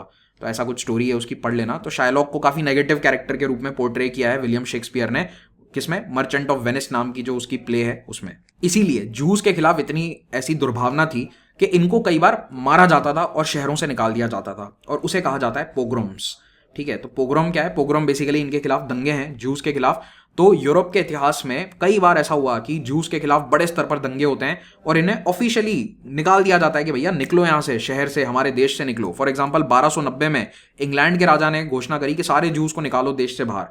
तो 1290 से लेकर 1600 तक इंग्लैंड में एक भी जू नहीं रहता था। There are hardly any Jews in England. फिर एक बार ऐसा फ्रांस में 1182 में यहाँ के राजा ने किया, स्पेन में 1492 में होता है, लिथुएनिया में 1495 में होता है। तो over a period of 400-500 years juice को कई बार देश निकाला दे दिया जाता है। तो ये बेचारे इधर से उधर भटकते रहते थे। इनके खिलाफ जेन्युइनली बहुत प्रॉब्लम्स हुई थी, बहुत परेशानियों का सामना इन्होंने किया है। तो जो इनका सपोर्ट सिस्टम था, ये एक दूसरे पर बहुत निर्भर थे। मान लो जर्मनी से देश निकाला मिल गया तो ये जाकर यहाँ वेनिस में रहने लगे, या फ्रांस से देश निकाला मिल गया तो इधर स्पेन के जूस ने जाकर उनको सपोर्ट किया। तो ये एक दूसरे को काफी सपोर्ट करते थे। लेकिन धीरे धीरे इन्हें समझ में आया 500 सालों में कि भैया हमारा कोई देश तो नहीं है, we don't have a country of our own. जहां भी हम जाते हैं हम हाथ जोड़कर व्यापार कर लेते हैं, अच्छे संबंध बनाकर रखते हैं, लेकिन कभी किसी का दिमाग घूम गया तो वो हमें निकाल देता है देश से। तो प्रॉब्लम तो है। By 1600-1700 they were facing a lot of problems. अच्छा, इस समय इजराइल में किसका शासन है? ऑटोमन एम्पायर का। ऑटोमन एम्पायर एक समय काफी ताकतवर था, 17th सेंचुरी 16th सेंचुरी में ये अपने चरम पर था। बट 19th सेंचुरी 19वीं शताब्दी आते आते ये धीरे धीरे कमजोर होता जा रहा है। ठीक है, 1829 में उसका ये वाला मैप है, और आगे आपको बताऊंगा 1914 में ये केवल इतने एरिया में सिमट कर रह जाएगा। ये यूरोप वाला एरिया सब उसके हाथ से चला गया। तो ऑटोमन्स कमजोर हो रहे हैं। इस कमजोर होते ऑटोमन एम्पायर के साथ साथ एक दूसरी भावना जो तेजी से बढ़ रही है लोगों के बीच में, वो है राष्ट्रवाद की, नेशनलिज्म इन यूरोप। तो ये राष्ट्रवाद कहता है कि भैया हमारा इंडिपेंडेंट देश होना चाहिए। फॉर एग्जाम्पल ये वाले इलाके जो आप देख रहे हो यूरोप में, रोमानिया और ये सारे इलाके ईस्टर्न यूरोप के जो ऑटोमन्स के अधीन थे, इन्होंने 1800 समथिंग में ये कहा कि हमें तो भैया इंडिपेंडेंट कंट्री चाहिए। तो इन्होंने लड़ झगड़ कर ऑटोमन के खिलाफ बगावत करके अपना इंडिपेंडेंट कंट्री बना लिया। ये सब आजाद हो गए। इटालियंस ने कहा कि हमें एक देश बनाना है, वो यूनाइट हो गए। जर्मन्स ने कहा कि हमें अपना एक देश बनाना है, वो यूनाइट हो गए। तो German nationalism, Italian nationalism, Romania, Bulgaria, ये सारे देश धीरे धीरे आजाद हो रहे थे। ग्रीस आजाद हो गया था। ये सब ऑटोमन्स के अधीन हुआ करते थे। तो जब ये सब चल रहा है ना, तो यूरोप के जूस बैठे बैठे देख रहे हैं कि भैया लोगों ने अपना देश बना लिया, हम क्यों नहीं बना सकते। प्रॉब्लम यह है कि हमारे पास एक जगह पर अपनी आबादी नहीं है। तो जूस पूरे यूरोप में फैले हुए थे, यूरोप में, अमेरिका में भी थे, लेकिन उनके पास कोई एक ऐसी जगह नहीं थी कि भैया ये आपका 2-4 हज़ार 5 हज़ार स्क्वायर किलोमीटर का एरिया है, यहाँ पर सिर्फ जूइश आबादी रहती है, ऐसी कोई जगह नहीं थी। तो उन्होंने कहा कि भैया करे तो करे क्या, कहाँ जाएं हम। तो जाने के लिए उन्हें एक ही जगह नजर आई, and that was their holy land. अब इस बात को भी समझो कि जुडाइज्म में एक स्टोरीज हैं, ऐसी कुछ कहावत हैं कि भैया तुम्हारे होली लैंड पर तुम अच्छे से रह नहीं पाओगे। तो उनके धार्मिक ग्रंथों में ये बात लिखी हुई है कि तुम्हें बार बार अपने होली लैंड से निकाला जाएगा, कोई ना कोई आकर तुम्हें निकाल देगा। और ऐसा कई बार हुआ है, बेबीलोनियंस आए, पर्शियंस आए, रोमन्स आए, कई लोगों ने इनको आकर अपने होमलैंड से निकाल दिया। लेकिन इनके धार्मिक मान्यताओं के अनुसार अल्टीमेटली तुम्हें होली लैंड मिल जाएगा और तुम्हें वहीं जाना चाहिए। You should go back to your holy land, क्योंकि भगवान ने तुम्हें वो धरती प्रॉमिस करी है। इसीलिए इसे कई बार जूस कहते हैं कि ये हमारा प्रॉमिस्ड लैंड है, कि भाई साहब ये हमें प्रॉमिस किया है भगवान ने कि हमारा ही रहेगा। तो इसीलिए एक भावना उभर कर आती है 19वीं शताब्दी यूरोप में कि हमें, यानी कि जूस को, अब फिर से जाना चाहिए टुवर्ड्स आवर होली लैंड। लेकिन यहां पर शासन किसका है? ऑटोमन्स का। पर क्या ऑटोमन्स अब बहुत ताकतवर है? नहीं। बाय 1880s 1890s ऑटोमन काफी कमजोर हो गया था। इनफैक्ट ऑटोमन के कई बड़े इलाकों पर इंग्लैंड ने कब्जा कर लिया था, जैसे कि इजिप्ट वगैरह जो है, ये सारे किसके कंट्रोल में आ चुके थे? इंग्लैंड के। तो इंग्लैंड के जो जूस हैं, अब वो धीरे धीरे कोशिश करेंगे कि हम इस एरिया में जाकर रहें, उसके लिए इंग्लैंड की सरकार हमारी मदद करे या दूसरी यूरोपियन सरकारें हमारी मदद करें। इस मूवमेंट को लीड करने का जिम्मा लिया थियोडोर हर्जल ने। तो थियोडोर हर्जल एक ऑस्ट्रिया देश के ज्यू थे, एक पत्रकार थे, जिन्होंने इस पूरे मूवमेंट को लीड किया। इस मूवमेंट को आज जायनिज्म कहा जाता है या जायनिस्ट मूवमेंट कहते हैं। तो जायनिज्म ये कहता है बस यही जो आपको मैंने कहानी बताई इतनी देर, कि हमें अल्टीमेटली प्रॉमिस्ड लैंड या अपने पवित्र धरती पर जाकर रहना है, वहां पर हमें अपना देश बनाना है। पर देश बनाओगे कैसे? वहां पर तो ऑटोमन्स का शासन है और ऑलरेडी लोग रह रहे हैं। अब पिछले 1300 साल से वहां पर कौन रह रहा है? Muslims, Arabs are living in that area, या फिर उनको पैलेस्टीन्स भी कहा जाता है, पैलेस्टीनियंस कहा जाने लगा है अब, क्योंकि जो ऑटोमन एम्पायर का एरिया था उसका नाम कभी पैलेस्टाइन या कभी सीरिया पैलेस्टाइन इस तरह के नाम थे। तो कुल मिलाकर यहाँ पर अरब मुस्लिम्स अब रह रहे हैं, उनकी आबादी है। जो वहाँ के लोकल ज्यूज हैं वो तो बहुत कम है, कुछ सैकड़ों की संख्या में है, 200-400 ज्यूज रहते हैं पूरे इजराइल में। लेकिन थियोडोर हर्जल ने ये बात समझी कि भैया हम यूरोप में अच्छा पैसा कमा रहे हैं, हम लोग सब वेल ऑफ हैं, तो हम कुछ कर सकते हैं इसके बारे में। Ultimately we can go to our holy land. तो पहले उन्होंने 10-20 लोगों को इकट्ठा किया, कुछ मीटिंग्स करी। धीरे धीरे ये मीटिंग बढ़ते बढ़ते एक इतनी बड़ी जायनिस्ट कॉन्फ्रेंस के रूप में उभर कर आती है। तो दुनिया की पहली वर्ल्ड जूइश कॉन्फ्रेंस या जायनिस्ट कांग्रेस आयोजित होती है 1897 था, 1897 में होती है। और इस कॉन्फ्रेंस के बाद ये देखा गया कि यूरोप से जो प्रताड़ित जू हैं वो धीरे धीरे इजराइल की तरफ जाना शुरू कर देते हैं और वहां जाकर जमीनें खरीद कर, लेजिटिमेटली जो लोकल अरब किसान हैं उनसे जमीनें खरीद कर वहां पर बस जाते हैं। और इसे कहा जाता है आलिया। तो आलिया का लिटरल मीनिंग जो होता है वो मूवमेंट होता है, यानी कि इसको आज इमिग्रेशन कहा जाता है। तो आलिया इज द इमिग्रेशन। तो there are waves of Alia's. तो पहला इमिग्रेशन 1880 में ही शुरू हो गया था, थियोडोर हर्जल से पहले ही हो गया था। तब भी कई जूज ने ये कोशिश करी थी कि वहां जाकर बस जाए, हालांकि वो फेल हो गए। फिर 1890 में कुछ लोगों ने कोशिश करी, फिर 1900 के बाद तो तेजी से ये सिलसिला बढ़ गया। क्यों जा रहे हैं जूस? क्योंकि उन्हें प्रताड़ित किया जा रहा है यूरोप में। कई देश जैसे कि रशिया, जहां पर ऑर्थोडॉक्स क्रिश्चियनिटी ज्यादा प्रेवलेंट है, वहां पर तो उनके खिलाफ बहुत ज्यादा अत्याचार होते थे। तो इसीलिए जूज ने माइग्रेशन शुरू कर दिया टुवर्ड्स होली लैंड। पर वहां उन्हें अलाउ कौन कर रहा था? तो देखिए, ऐसा नहीं कि कोई खुली बाहों से उनका स्वागत कर रहे थे। जिनके पास पैसा था वो जाकर वहां पर थोड़ी बहुत जमीन खरीद लेते थे। जो लोकल अरब किसान है उनसे जमीन खरीद ली, कहीं पर घर ले लिया, कोई छोटा मोटा बिजनेस स्टार्ट कर दिया। तो इस तरह से ये कुछ संख्या में आकर रहने लगे। शुरुआत में इनके खिलाफ कोई विरोध नहीं था। शुरुआती 15-20 साल, यानी कि आप मान के चल लो 1910 तक, इतना कोई खास विरोध नहीं था। पर 1910 के बाद में जो लोकल अरब्स हैं उनको समझ में आने लगा कि भाई साहब ये तो चलता ही आ रहा है सिलसिला, 20 साल हो गए, लोग आए जा रहे हैं, तो ऐसे में तो हम यहाँ माइनॉरिटी हो जाएंगे, ये मेजॉरिटी हो जाएंगे। तब फिर प्रॉब्लम होनी स्टार्ट होती है। तो दो कारणों से जूइश लोग होली लैंड जाना स्टार्ट कर देते हैं। ये माइग्रेशन 1880 और 90 से शुरू हो गए थे because of persecution and the religious belief कि ये हमारा प्रॉमिस्ड लैंड, यानी ये हमारा भगवान के द्वारा प्रॉमिस की गई जमीन है, ये लैंड है, इस पर जाकर हम रह सकते हैं। और इस आंदोलन को तेजी से लीड किया या किसने चलाया? थियोडोर हर्जल ने। हालांकि थियोडोर हर्जल की 1904 में मृत्यु हो गई थी, लेकिन इन्होंने इतना बड़ा संगठन खड़ा कर दिया था, ये जो कॉन्फ्रेंस है या फिर ये कांग्रेस ही कह लो इसे एक तरह की। तो ये लगातार हर साल मिलते रहे, every year they used to have their meeting. और फिर ये क्या करते थे? लॉबिंग करते थे। कैसे? तो इंग्लैंड की सरकार के मंत्रियों से जाकर मिले, फ्रांस के सरकार के मंत्रियों से मिले, सबको समझाते थे कि भैया आप वहां पर हमें सपोर्ट करो, आप फाइनेंशियली सपोर्ट कर दो। अच्छा, कई जो अमीर बैंकर्स थे जैसे रॉथचाइल्ड फैमिली, तो ये रॉथचाइल्ड फैमिली जो है ये सबसे अमीर लोगों में से एक है यूरोप के। उन्होंने काफ़ी लोगों को स्पॉन्सर किया कि आप जाइए वहाँ पर किसानों की ज़मीन वगैरह खरीदिए, उसमें हम आपको फाइनेंशियली सपोर्ट कर देंगे। तो इस तरह से ये आंदोलन शुरू होता है या इस तरह से ये आलिया शुरू होता है एंड धीरे धीरे धीरे यहाँ पर ज्यूज आकर रीसेटल होने लगते हैं। इनका मानना है कि 2500 साल बाद फाइनली आकर हम यहाँ पर रह सकते हैं। अच्छा, इसी समय में वर्ल्ड वॉर 1 शुरू हो जाता है, तो अब सिचुएशन काफ़ी कॉम्प्लेक्स हो जाएगी।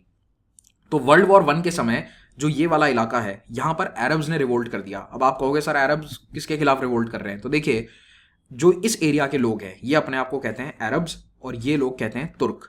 तो ऑटोमन्स वर तुर्क्स, दोनों मुस्लिम हैं, दोनों सुन्नी मुस्लिम्स हैं, लेकिन अरब्स को तुर्क्स के शासन से प्रॉब्लम थी। ये कह रहे हैं कि भैया पिछले 400-500 सालों से हम तुर्क्स के शासन में हैं और हमें नहीं पसंद ये तुर्क, हमें अपना इंडिपेंडेंट किंगडम चाहिए। तो यहाँ पर कई सारे अरब ट्राइब्स एक हो जाते हैं और वो बगावत कर देते हैं। और इस बगावत को कौन हवा देगा? ब्रिटिश।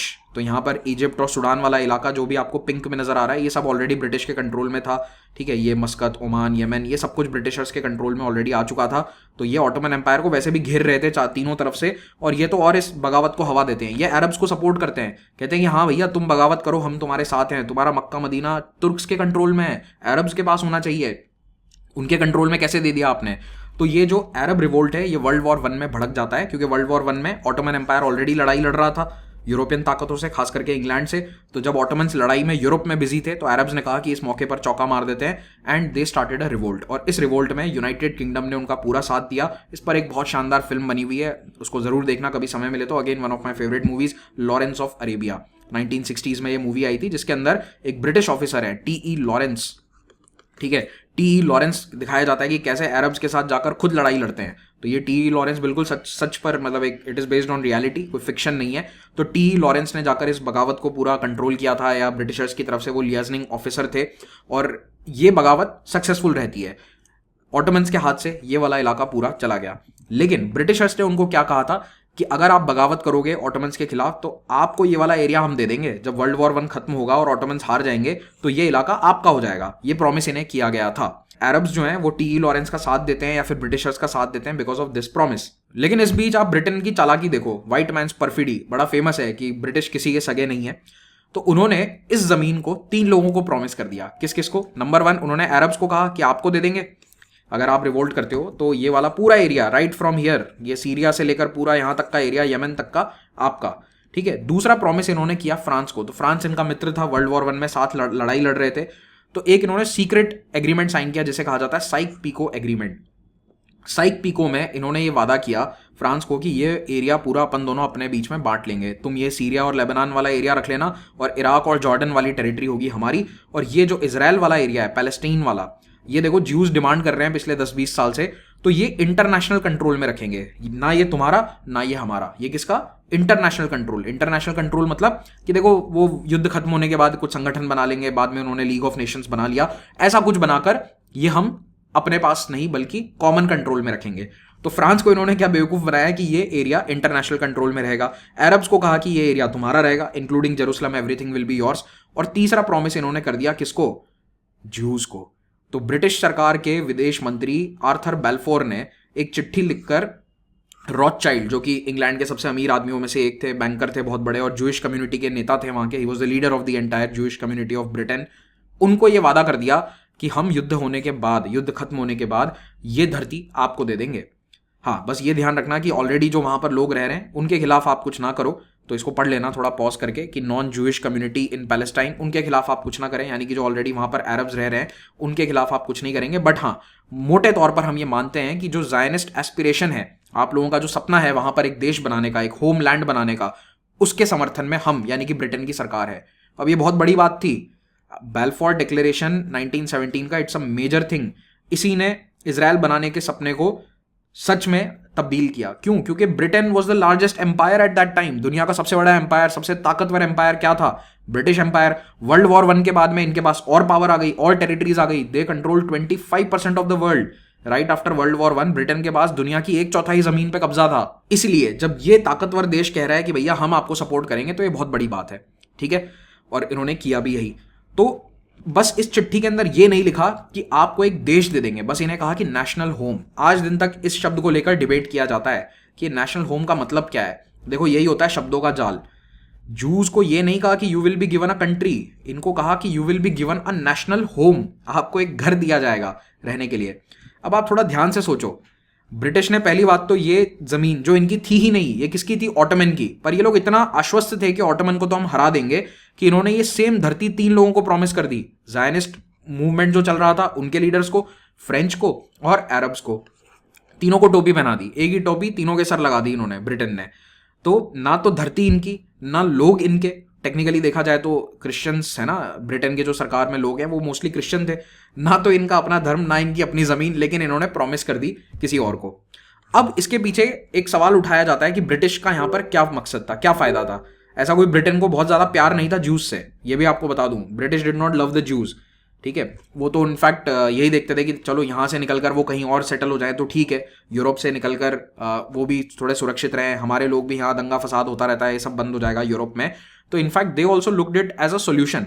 एक और बात थी कि ब्रिटेन को माना जाता है कि वो अपना एरिया सिक्योर करना चाहता था यहाँ पर, क्योंकि यहाँ देखिए क्या है, सुएज कैनाल, तो ऑलरेडी इजिप्ट में इनका कंट्रोल है, लेकिन इधर दूसरी तरफ ये वाला जो इलाका है ये इनके कंट्रोल में नहीं था।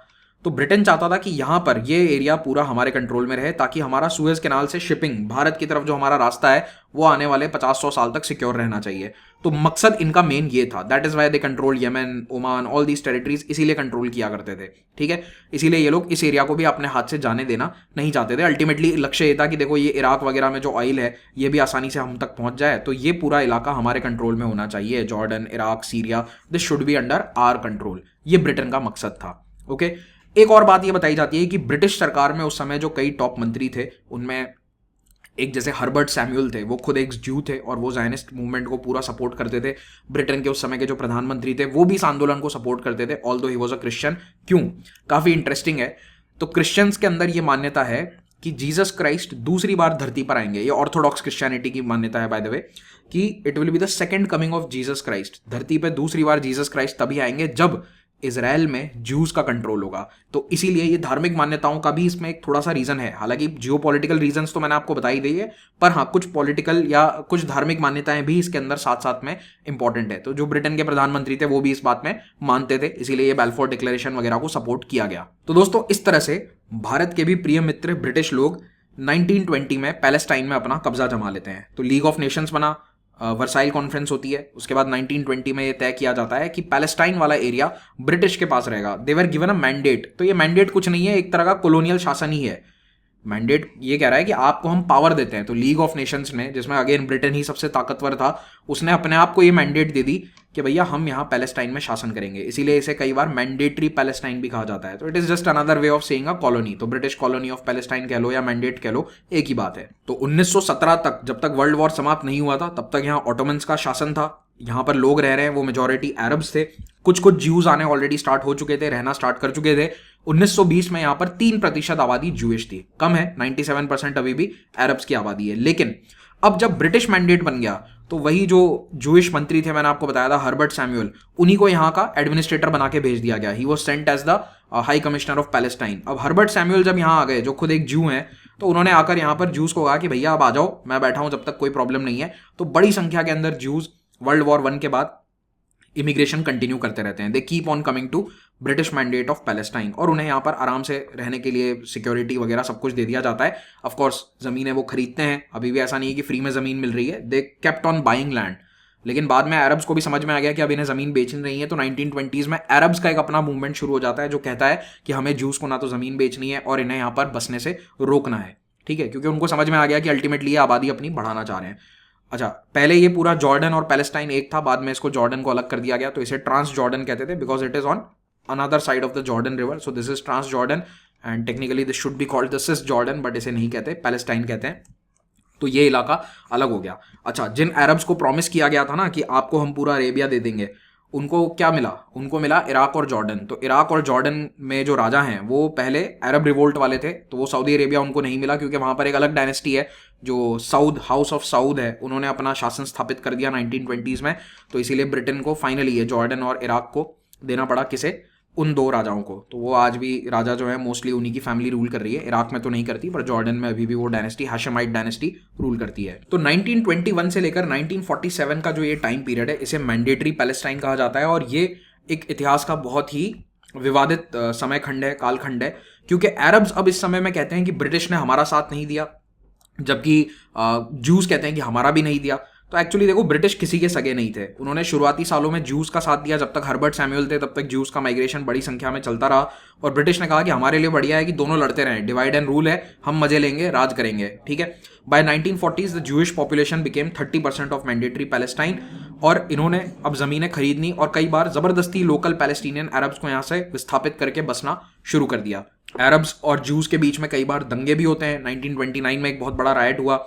दोनों ने अपनी अपनी मिलिशियाज भी बना ली। मिलिशिया का क्या मतलब होता है कि कुछ लोग बंदूक लेकर प्रोटेक्शन कर रहे हैं, क्योंकि जब जूस ने अपने गांव बसाने शुरू किए, जिसे ये लोग किबुट्स कहते थे, तो किबुट्स कुछ नहीं है, एक कम्यून है जिसमें 10-15 परिवार एक साथ रहकर एक साथ खेती करते हैं, और वो एक छोटा सा गांव ही है। तो इन्होंने जूस ने अपने किबुट्स की सुरक्षा के लिए मिलिशियाज बनाए, अरब्स ने भी अपने मिलिशिया बना लिए। दोनों को हथियार कौन सप्लाई कर रहा था? टेक अ गेस, है ना, दोनों के पास हथियार कहां से आ रहे थे?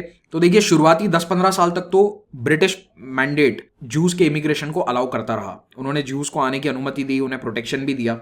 लेकिन जब पानी सर से ऊपर चला गया तो अरब्स ने बगावत कर दी ब्रिटिश के खिलाफ, और जब ये बगावत होती है तो उस समय जूइश मिलिशियाज ने ब्रिटिश का साथ दिया था। लेकिन 1939 आते आते ब्रिटिश को रियलाइज हो गया कि हमें इमिग्रेशन बंद करना पड़ेगा, वरना अरब्स का रिवोल्ट हमें यहां से हटा सकता है, तख्ता पलट हो सकता है। तो इसीलिए उन्होंने वर्ल्ड वॉर 2 के जस्ट पहले जूइश इमिग्रेशन पर रोक लगा दी। अब उधर जर्मनी में जूस को प्रताड़ित किया जा रहा है, होलोकॉस्ट की शुरुआत होने वाली है, ऑलरेडी जर्मनी के जूस भाग रहे हैं जर्मनी छोड़ छोड़ के, और तभी ब्रिटेन ने यहां जूस के आने पर रोक लगा दी, उनके जहाजों को फिर से लौटाया जाने लगा। तो उस समय जूइश मिलिशियाज ब्रिटिश के खिलाफ हो गए। तो जूइश और अरब मिलिशिया दोनों ने मिलकर फिर ब्रिटिश के खिलाफ काफी हिंसा करी, इनके कई अधिकारियों को मारा गया, इनके ऑफिसेस पर बमबारी करी गई। तो दोनों ही militias throughout World War 2 1940s का जो समय है, उस समय अरब और जूस दोनों ब्रिटिश के खिलाफ थे। अब अरब्स आज दिन तक ये कहते हैं कि ये सब ब्रिटिश का दिखावा था, ultimately they were supporting the juice. Juice अभी कहते हैं कि हाँ, शुरुआती समय में ब्रिटिश हमारे साथ थे, लेकिन उन्होंने 1930s में अपनी पॉलिसी बदल दी। 1930 और 40 के दशक में उन्होंने इमिग्रेशन अलाउ नहीं किया, जो कि उन्हें करने देना चाहिए था, but they did not do it. अब इसी समय यूरोप में होता है होलोकॉस्ट। हिटलर ने अपनी पॉलिसी लागू करी कि जितने भी जूस हैं उनको मैं खत्म करना चाहता हूं। तो पहले उनको शहरों से निकाला गया, घेटोज में रखा गया, फिर उन्हें कॉन्सेंट्रेशन कैंप भेजा गया, और अल्टीमेटली गैस चेंबर्स में डालकर मारा जाने लगा। ये सब कुछ 1940s में हो रहा है। पूरे यूरोप में लगभग 1 करोड़ जूस रहते थे। दुनिया भर के अंदर 1900 के आसपास का ये आबादी का एस्टिमेट है कि 1 करोड़ जू हुआ करते थे यूरोप में, और हिटलर ने उनमें से 60 लाख लोगों को मार दिया। 60 lakh Jews were killed by Hitler, 40 lakh ही बचे। तो इसीलिए ये जो आलिया है, या फिर जो Jewish immigration towards Holi land है, ये और तेजी से बढ़ता गया ड्यूरिंग 1940s। और जैसे जैसे जूस यहां पर आ रहे थे, वैसे वैसे अरब्स भी अपना राष्ट्रवाद बढ़ाते जा रहे हैं। पैलेस्टीनियन अरब्स के भी कई संगठन बन चुके थे। ये कह रहे थे कि हमें अपना इंडिपेंडेंट देश दे दो, Palestine should become an independent kingdom, क्योंकि जैसे ऑटोमन से आज़ाद होकर ये जॉर्डन, इराक, सऊदी अरेबिया ये सब इंडिपेंडेंट हो गए थे, वैसे ही हमें भी अपना देश चाहिए। तो Palestine should be made a separate country out of the Ottoman Empire. और ये ब्रिटिश को कहा जा रहा है, या ब्रिटिशर्स पर दबाव बनाया जा रहा है कि आप अपना मैंडेट छोड़कर हमें ट्रांसफर कर दो पावर। लेकिन ब्रिटेन ने ये नहीं किया। तो इसी क्रम में अरब्स और जूस के बीच में कई बार दंगे होते हैं। There is a lot of violence in 1930s and 1940s। और ये प्रॉब्लम 1947 तक इतनी बड़ी हो चुकी थी कि इसमें यूएन को हस्तक्षेप करना पड़ा। एक्चुअली वर्ल्ड वॉर 2 खत्म होने के बाद ब्रिटेन अपनी कॉलोनीज को आजाद करना चाह रहा था। उसी क्रम में उन्होंने कहा कि हम इस एरिया से निकल रहे हैं, हम ब्रिटिश मैंडेट फॉर पैलेस्टाइन को खत्म कर रहे हैं। अंग्रेज यानी कि हम यहां से निकलेंगे और पावर देकर जाएंगे किसको? अरब्स और जूस दोनों को। तो उन्होंने कहा जैसे हमने भारत पाकिस्तान का बंटवारा किया है, वैसे आपका भी बंटवारा कर देते हैं। तो अंग्रेजों ने कहा कि हम बंटवारा करते हैं, लेकिन इस समय स्थिति इतनी बिगड़ चुकी थी कि यूएन को हस्तक्षेप करना पड़ा। तो यूनाइटेड नेशंस ने कहा कि ब्रिटेन आपसे ना हो पाएगा, पार्टीशन हमें करने दो। तो यूएन ने एक पार्टीशन प्लान बनाया। इन्होंने कहा कि ये जो लाइट ब्राउन में आपको एरिया नजर आ रहा है ना, ये एरिया दे दो अरब्स को। ये आप देख सकते हो कि काफी अलग अलग 3 एरियाज हैं, 3 छितराए हुए से 3 डिस्टेंट एरियाज हैं, they are not connected between. तो ये 3 एरिया अरब्स के होंगे और बाकी वाला जो एरिया है वो जूस का होगा, क्योंकि आबादी के अनुसार इसका बंटवारा किया गया था। जैसे कि ये वाला जो एरिया है, यहाँ पर जूस रहते थे ज्यादा इस एरिया में अरब ज्यादा रहते थे। तो इस तरह से ये इन्होंने अजीब सा बंटवारा कर दिया कि ये अरब स्टेट है, ये जूइश स्टेट है, और जेरूसलम दोनों का नहीं होगा, इंटरनेशनल सिटी होगा। यहाँ पर यूएन कंट्रोल्ड एक सरकार चलेगी, या फिर जो सिटी है it will be under international control, और दोनों का कैपिटल, इसको मान लो, दोनों अपना कैपिटल जेरूसलम से चलाएंगे। इसराइल ने तुरंत हाँ कह दी कि हाँ हाँ वी आर ओके। अरे भैया, जिनके पास देश नहीं था तो वो तो हाँ ही करेंगे ना। तो उन्होंने तुरंत कह दिया कि वी एक्सेप्ट दिस। अरब्स ने कहा कि नो, कहाँ से इजराइल बना रहे हो आप? भैया आज से 30-40 साल पहले यहाँ पर 3% जूस थे, उनका यहाँ पर कोई देश नहीं था। अचानक से आप ये कैसे कह सकते हो कि 2000 या 3000 साल पहले यहाँ पर जूस रहा करते थे इसीलिए इनका देश होगा? नहीं, हम यहाँ पर पिछले 300, 400, 500, 800 सालों से रह रहे हैं, हमारा भी लंबा इतिहास है। और इतने लंबे समय से हम यानी कि पैलेस्टीनियन अरब्स, हमने अपना कल्चर, अपनी भाषाएं, अपनी संस्कृति डेवलप करी है, उसको आप हटाकर दरकिनार करके देश के दो हिस्से कैसे कर सकते हो? You can not do it. तो अरब्स ने इसको स्वीकार नहीं किया, इसराइल ने स्वीकार कर लिया। और यूएन ने कहा इससे पहले कि यूएन अपना प्लान फाइनलाइज करता, अरब और जूइश मिलिशियाज के बीच में एक लड़ाई छिड़ जाती है जिसे हम 1947-48 इसराइल अरब वॉर कहते हैं। तो ब्रिटेन ने तो कहा कि देखो हम तो निकल रहे हैं, तुम्हें जैसे बंटवारा स्वीकार करना है करो, तुम्हें नहीं करना है मत करो, हम तो जाएंगे यहाँ से 1948 में, और हमारे जाने के पहले पहले इसको सुलझा लो। तो जैसे ही ब्रिटेन ने ये बात कही, आपस में लड़ाई छिड़ जाती है। तो 1947 में जो ये पार्टीशन प्लान है ये फेल हो जाता है। जूइश लीडरशिप ने इसको एक्सेप्ट किया, अरब लीडर्स ने रिजेक्ट किया, और तुरंत दोनों के बीच में लड़ाई हो जाती है। और जैसे ही ये लड़ाई छिड़ती है तो जो पड़ोसी देश हैं इन्होंने मिलकर इसराइल पर हमला कर दिया। तो देखो, पैलेस्टीनियन जो लोग हैं उनके पास आर्मी नहीं थी अपनी, मिलिशियास थे। मिलिशिया वो है जो ट्रेंड नहीं है, वैसे वाले सोल्जर्स हैं जिनके पास फॉर्मल ट्रेनिंग नहीं है, बस हथियार हैं। लेकिन ये सीरिया, ट्रांस जॉर्डन, ये वाले जो देश हैं, इजिप्ट खास करके काफ़ी ताकतवर था, इन सब ने मिलकर हमला कर दिया इसराइल के ऊपर। इन्होंने कहा कि हम पैलेस्टीनियन अरब्स के लिए लड़ाई लड़ेंगे, हम नहीं चाहते कि हमारे बीच में इस पूरे मिडिल ईस्ट के रीजन में एक इजरायली या फिर एक जूइश देश बन जाए, ये एक आर्टिफिशियल देश आपके द्वारा बनाया जा रहा है। तो ये लड़ाई शुरू हो जाती है। इसी बीच में इसराइल के लोग मिलकर अनाउंस कर देते हैं कि भैया हमारा देश स्थापित हो चुका है। तो ये थियोडोर हर्जल के फोटो के नीचे डेविड बेन गुरियन, जो कि पहले इनके राष्ट्रपति थे, उन्होंने देश की घोषणा करी कि आज से स्टेट ऑफ इसराइल एग्जिस्ट करेगा। 1948 का ये फोटोग्राफ है, और उसके बाद से इसराइल एक कंट्री बन जाता है। तो आप देख रहे हो कि कैसे 50 सालों में 1897 में पहली जूइश कॉन्फ्रेंस हुई थी, उसके with in 51 years they had a country. तो ये 14 मई 1948 को देश घोषित कर दिया गया, ब्रिटिश मैंडेट खत्म, और इसराइल ने कहा कि आज से हम इस एरिया के अंदर शासन अपना चलाएंगे। अरब्स ने कहा कि शासन नहीं चलेगा, आपको लड़ाई लड़नी पड़ेगी। तो इसराइल ने कहा ठीक है, बॉर्डर अनाउंस नहीं करते हैं, लड़ाई लड़ते हैं। तो ये तुरंत ही लड़ाई शुरू हो गई थी। ये सब एक साथ हो रहा है, बाय द वे, मैं आपको अलग अलग बता रहा हूँ, but everything is going on together. तो 5 अरब आर्मीज ने मिलकर इन पर हमला कर दिया, और इसराइल अपने वॉर ऑफ इंडिपेंडेंस को लड़ता है।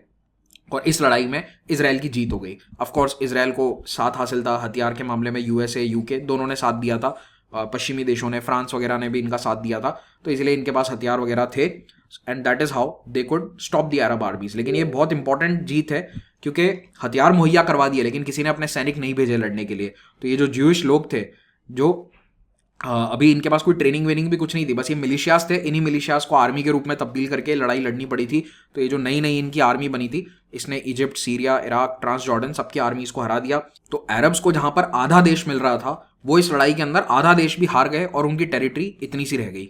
इस लड़ाई का सबसे बड़ा फायदा इसराइल को यह हुआ कि जो एरिया उन्हें यूएन के अकॉर्डिंग मिल रहा था, उससे भी ज्यादा बड़ा एरिया इन्होंने कब्जा कर लिया। कैसे? इस मैप में देखो, फर्स्ट मैप में जो ये ब्राउन कलर के एरियाज नजर आ रहे हैं, ये अरब स्टेट होने वाला था। अगर ये स्वीकार कर लेते तो उस समय ये आधा देश इन्हें मिल जाता, लेकिन हाँ, ऑफ कोर्स 3 अलग अलग जगह पर है, तो इन्होंने स्वीकार नहीं किया। फिर जब लड़ाई होती है तो इनका एरिया सिकुड़कर इतने से ये इतना रह गया, बस गाजा और वेस्ट बैंक।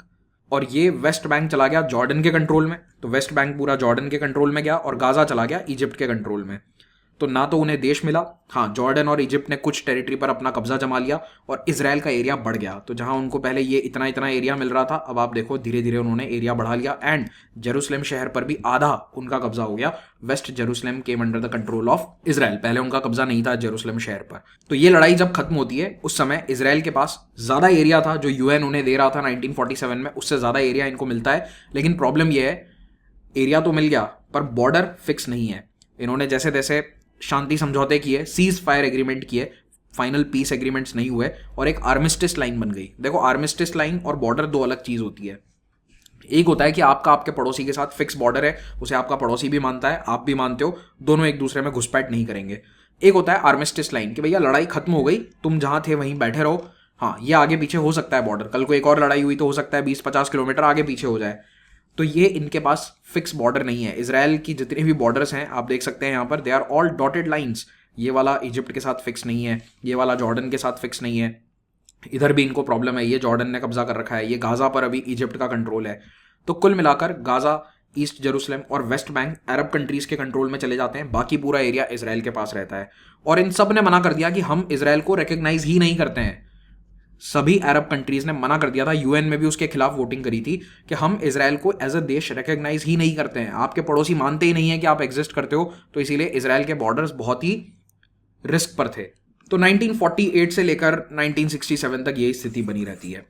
लेकिन इस लड़ाई में एक बहुत इंपॉर्टेंट डेवलपमेंट होता है, वो ये कि जो पैलेस्टीनियन लोग हैं उन्हें अपने गांव से हटाया गया।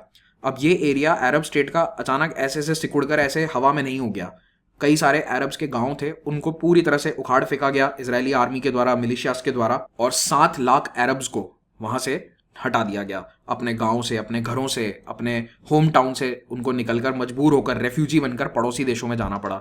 तो लगभग 7 लाख पैलेस्टीनियंस अपना घर छोड़कर रेफ्यूजी बन जाते हैं, और इसे आज तक कहा जाता है द कैटास्ट्रोफी, या अरबिक भाषा में अल नकबा।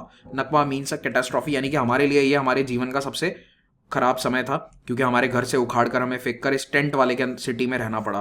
पड़ोसी सीरिया, जॉर्डन, इजिप्ट, इन सब में ये रेफ्यूजीज जाते हैं। गाजा में भी बहुत सारे रेफ्यूजीज गए। इनफैक्ट आधा Gaza, the Gaza Strip that you see today, half of it was built by refugees. मतलब जो दूसरे एरिया से, कोई जेरूसलम में रहता था, कोई तेल अवीव के आसपास रहता था, हाइफा में रहता था, वो लोग वहां से निकल कर आए गाजा की तरफ या जॉर्डन की तरफ, और वहां जाकर ऐसे टेंट में रहने लगे।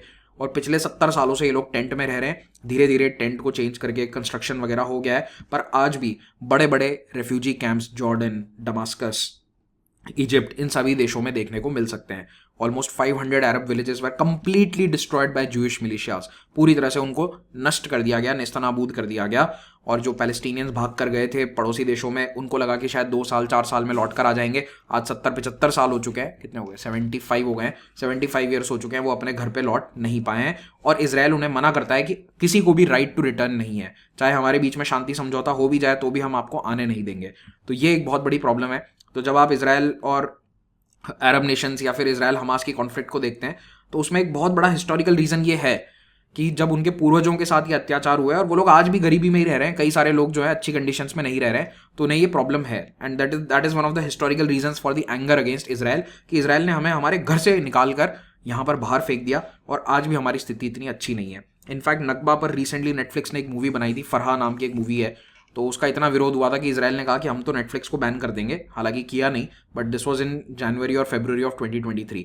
तो फरहा फिल्म के अंदर यही बताया गया। मैंने फिल्म देखी नहीं है, पर ये मतलब न्यूज़ में था, इसलिए मुझे लगा कि आपको बता दूं। तो इतना सेंसिटिव टॉपिक है ये आज भी।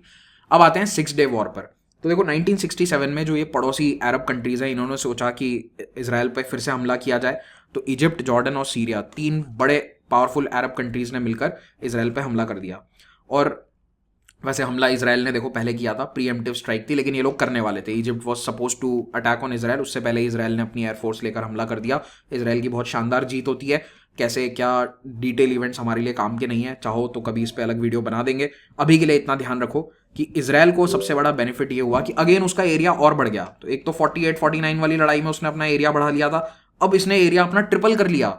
जो अभी एरिया था उससे 3 गुना इन्होंने बढ़ा दिया, और गोलन हाइट्स, गाजा, सिनाई और वेस्ट बैंक, इन सब एरियाज पर कंट्रोल अपना स्थापित किया। ध्यान से सुनना फिर से, गोलन हाइट्स यहां पर है, सीरिया और इसराइल के बीच में। तो ये सीरिया का इलाका इन्होंने अपने पास ले लिया। यहाँ पर पहाड़ी इलाका है, इसीलिए इसे गोलन हाइट्स कहते हैं। They control this Golan Heights. West Bank जो जॉर्डन के कंट्रोल में था, ये पूरा वेस्ट बैंक इनके पास आ गया। जॉर्डन नदी तक इनकी आर्मीज पहुंच गई। इधर गाजा भी इनके कब्जे में आ गया, और पूरा Sinai peninsula, it's a huge territory. हालांकि ये भी बहुत बड़ा डेजर्ट एरिया ही है, इसमें दक्षिण में ज़्यादा लोग रह नहीं सकते, लेकिन फिर भी इतना बड़ा सिनाई पेनिनसुला इजिप्ट से इन्होंने ले लिया। तो इजिप्ट के लिए तो बहुत ही शर्म की बात थी कि इतना बड़ा इलाका इनके हाथ से चला गया पूरा। कहाँ ये अटैक करने जा रहे थे और कहाँ अपने देश का इतना बड़ा हिस्सा, almost 6% of their entire territory, ये गंवा बैठे। तो Sinai peninsula, Gaza, Golan Heights, West Bank, ये सब कुछ इसराइल के पास है। तो इसराइल अब इतना बड़ा इलाका और एक बड़ी आबादी लेकर बैठा है, लेकिन उसके साथ करे क्या? अब इसराइल के सामने बहुत बड़ी प्रॉब्लम थी, और ये प्रॉब्लम आज दिन तक है। प्रॉब्लम ये है कि इसराइल बहुत ज़्यादा अरब्स अपने देश में नहीं चाहता, क्योंकि वो कहते हैं कि हम हैं डेमोक्रेसी। अब भैया डेमोक्रेसी में सबको वोट देने का अधिकार दे दोगे तो फिर आप पावर में ही नहीं रहोगे, it will not be a Jewish state. तो इनके पास अब टेरिटरी है और बहुत बड़ी आबादी है, और उसको ये कंट्रोल करके, ऑक्यूपाई करके बैठे हैं। और आज दिन तक इंटरनेशनल लॉ या फिर यूएन यही कहता है कि Israel is an occupying power in Gaza and West Bank. तो इसराइल ने कहा कि देखो हमारे पास एरिया बहुत है, आओ बैठ के डिस्कस करते हैं। तो सिनाई, इनका यही मकसद था कि इसराइल इजिप्ट को सिनाई वापस दे देगा, बदले में आप हमें रिकग्नाइज कर लो। याद रखना, कोई भी इसराइल का पड़ोसी अभी तक इन्हें रिकग्नाइज नहीं करता है। By 1967 Israel is still not recognise. तो कह रहे हैं कि भैया हम आपको पूरा एरिया दे देंगे, आपके सारे युद्ध बंदी दे देंगे, आप बस हमें रिकॉग्नाइज कर लो, दैट्स ऑल। लेकिन इजिप्ट अभी रिकॉग्नाइज नहीं करता। 1973 में ये देश फिर से हमला करते हैं इसराइल पर, और इस बार इनका मकसद यही था कि सिनाई और गोलन जीत लें। तो इस बार इजिप्ट और सीरिया ने हमला किया था, जॉर्डन इंटरेस्टेड नहीं था, ठीक है, क्योंकि जॉर्डन की इतनी टेरिटरी नहीं गई थी। तो इजिप्ट और सीरिया जिनकी टेरिटरी चली गई थी 67 वॉर में, इन्होंने हमला किया, फिर से इसराइल जीत जाता है। इसे योम किप्पूर वॉर भी कहते हैं, क्योंकि उस दिन योम किप्पूर का त्यौहार था ज्यूज का, और उसी दिन चुपके से हमला किया गया। It was a very surprise attack, और इसी हमले की याद में, कमेमोरेशन में, वो अभी हमास ने रिसेंट हमला सेम उसी दिन किया है जिस दिन ये 73 वाला योम किप्पूर वॉर था, उसकी एग्जैक्ट 50th एनिवर्सरी के दिन वो हमास ने हमला अभी किया था 2023 वाला। तो इसराइल को इसमें भी बहुत नुकसान हुआ, लेकिन उसने हमला रोक दिया और गोलन और सिनाई अभी भी इनके पास बने रहे। इस लड़ाई का इसराइल को बहुत फायदा हुआ, क्योंकि फाइनली इजिप्ट बातचीत के लिए तैयार हो जाता है। तो इजिप्ट को देखो, सिनाई तो चला ही गया था, साथ साथ में सुएज कैनाल का कंट्रोल भी इजिप्ट के हाथ से चला गया था, वो भी इसराइल के पास थी। तो इजिप्ट के लिए ये बहुत शर्मनाक बात थी। फाइनली वो लोग शांति वार्ता के लिए मान जाते हैं, हालांकि सीक्रेट टॉक्स होती है 1977-78 में, बट फाइनली इजिप्ट और इसराइल के बीच में शांति समझौता हो जाता है। इसे कहते हैं कैंप डेविड अकॉर्ड।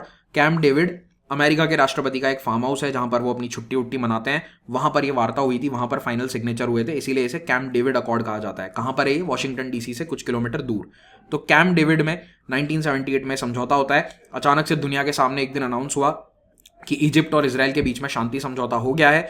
पूरा सिनाई पेनिनसुला इजिप्ट को फिर से दे दिया गया, सुएज कैनाल उन्हें फिर से मिल गई, लेकिन बदले में इजिप्ट को क्या देना पड़ा? रिकग्निशन टू इसराइल, और बॉर्डर अपना फाइनल कर दिया इन्होंने कि भैया देखो, बॉर्डर जो है ये फिक्स है, there is no more armistice line, the border between Egypt and Israel will be finalised. तो इस नक्शे में आप देखोगे 1982 में अभी भी इसराइल के सारे बॉर्डर डॉटेड लाइन है, बस ये इजिप्ट वाली जो लाइन है ये एक सॉलिड लाइन है। It means that the border has been finally recognised, और पहला अरब कंट्री दुनिया का जिसने इसराइल को एज अ देश रिकग्नाइज किया वो बन जाता है इजिप्ट। इस समझौते के कारण इजिप्ट को अरब वर्ल्ड के अंदर बहुत सुनना पड़ा। कुछ समय के लिए उन्हें अरब लीग से भी निकाल दिया गया, उनका जो राष्ट्रपति था उसकी हत्या कर दी, असैसिनेट कर दिया गया उसे एक आदमी के द्वारा, जो गुस्सा था कि तुमने इसराइल से समझौता कैसे कर लिया, जूइश लोगों को कैसे रिकग्नाइज कर लिया।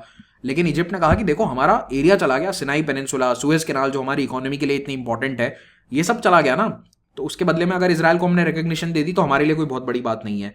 थोड़ा धीरे धीरे मामला ठंडा हो गया, पर इजिप्ट को शुरुआती 5-6 सालों तक बहुत आउटकास्ट की तरह रखा गया था अरब वर्ल्ड में। तो देखिए, इजिप्ट अरब वर्ल्ड में एक बहुत इंपॉर्टेंट बड़ा मिलिट्री पावर माना जाता है। सऊदी अरेबिया और इजिप्ट ये दो बड़े मिलिट्री पावर थे उस समय के, अभी की बात नहीं कर रहा हूं, अभी ईरान भी माना जाता है। At that point of time Egypt and Saudi Arabia were the most powerful Arab Nations.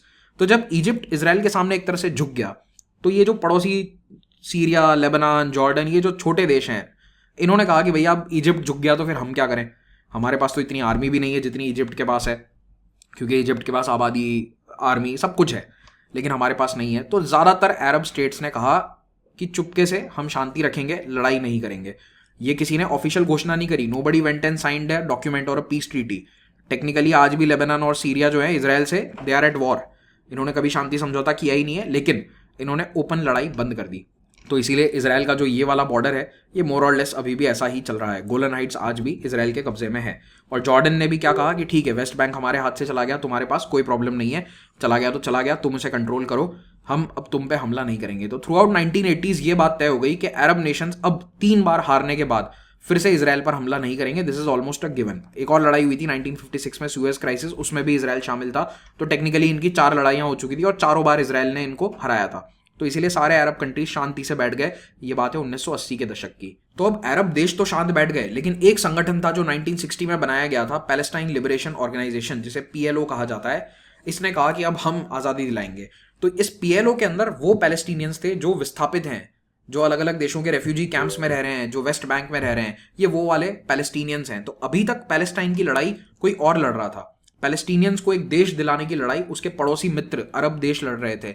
जब 1980s में एक तरह से उन्होंने हार मान ली, तो ये जिम्मा पैलेस्टीनियन लोगों ने कहा कि अब हमें खुद ही कुछ करना पड़ेगा। तो PLO थोड़ा एग्रेसिव हो जाता है। PLO 1959 से ऑपरेट कर रहा था। इसने 60s और 70s में कुछ आतंकवादी घटनाएं भी करी थी इसराइल के साथ। ये लोग हिंसा का सहारा लेते थे, तो इन्होंने 80s में अपनी हिंसा बढ़ा दी। ये लोग पहले इतना हिंसक नहीं थे। 70s और 80s में जब इनको लगने लगा कि ये इजिप्ट, सीरिया, जॉर्डन, इनसे कुछ नहीं हो पाएगा, तो इन्होंने अपनी हिंसा बढ़ा दी और कई सारे कंट्रीज, खास करके सऊदी अरेबिया, कतर, ये इस PLO को काफी सपोर्ट करने लगे। PLO का बेस जो है ना, आपको बता दूं, ये यासिर अराफात है, by the way, he was one of the founders of PLO। और ये तो हालांकि बहुत बाद की फोटो है। तो इन्होंने अपनी जवानी में पीएलओ की स्थापना करी थी। ये ऑपरेट करते थे मोस्टली रेफ्यूजी कैंप से। तो जो जॉर्डन, सीरिया, इन देशों में जो रेफ्यूजी कैंप है जहां पर लाखों पैलेस्टीनियन रेफ्यूजीज रह रहे हैं, वहां से ये लोग अपने मेंबर्स को रिक्रूट करते थे और ये खुद भी वहीं रहते थे काफी सालों तक। तो they were not allowed entry into West Bank, क्योंकि अब वेस्ट बैंक किसके कंट्रोल में है? इजराइल के कंट्रोल में है। गाजा किसके कंट्रोल में है? इजराइल के पास है। फ्रॉम 1967 ऑनवर्ड्स ये दोनों ही टेरिटरी इजराइल के कंट्रोल में है। 1967 से आज 2023 आ चुका है। 56 ईयर्स से ये टेरिटरी पर मिलिट्री कंट्रोल, पैलेस्टीनियंस पर मिलिट्री कंट्रोल इजराइल का चल रहा है। तो पैलेस्टीनियंस को समझ में आया कि ये शांति से बात नहीं होगी, थोड़ा हमें हिंसा करनी पड़ेगी। तो इन्होंने हिंसा बढ़ानी स्टार्ट कर दी। अच्छा, 1980s में इजराइल और यूएसए ने क्या करा कि जब पीएलओ इतना पॉपुलर हो रहा था तो इस पीएलओ को दबाने के लिए या उनके खिलाफ एक और संगठन खड़ा करने के लिए पीएलओ के अंदर ही कुछ लोगों को सपोर्ट करना शुरू किया जो और ज्यादा हिंसक थे। और ये वो लोग हैं जो हमास की स्थापना करते हैं 1988 में। तो पीएलओ और अन्य 4-5 संगठन थे, ये सब एक साथ काम करते थे।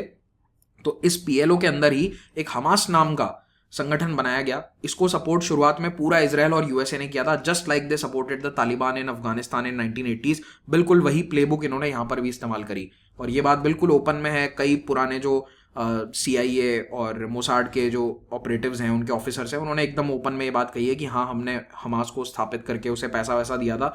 अभी 2000s तक ये लोग हमास को पैसा दे रहे थे, है ना। विकीलीक्स का एक केबल जो लीक हुआ था 2010 में, उसमें भी ये बात आई थी कि इनफैक्ट 2006-07 तक ये लोग, इजराइल की सरकार हमास को पैसा वैसा देकर सपोर्ट कर रही थी। वो तो हमास ने अपनी आतंकवादी घटनाएं बहुत ज़्यादा बढ़ा दी 2007 के बाद, तब इन्होंने पैसा देना हमास को थोड़ा कम किया है। तो इनफैक्ट यासिर अराफात ने तो ओपनली एक बार ये कह दिया था कि Hamas is a creature of Israel. Israel ने ही इसको बनाया है। आप चाहो तो इस पर एक डिटेल आर्टिकल है द इंटरसेप्ट का, ये भी पढ़ सकते हो कि कैसे हमास को बनाया किसने था? इन्होंने ही बनाया था। कई सारी इस पर किताबें भी लिखी हैं जो पुराने सीक्रेट एजेंट्स हैं, सीक्रेट सर्विस में जिन लोगों ने काम कर रखा है उन्होंने, कि इनको बकायदा एक बजट दिया जाता था। अच्छा, अब आता है एक इंपॉर्टेंट टाइम पीरियड, इंतिफादा का।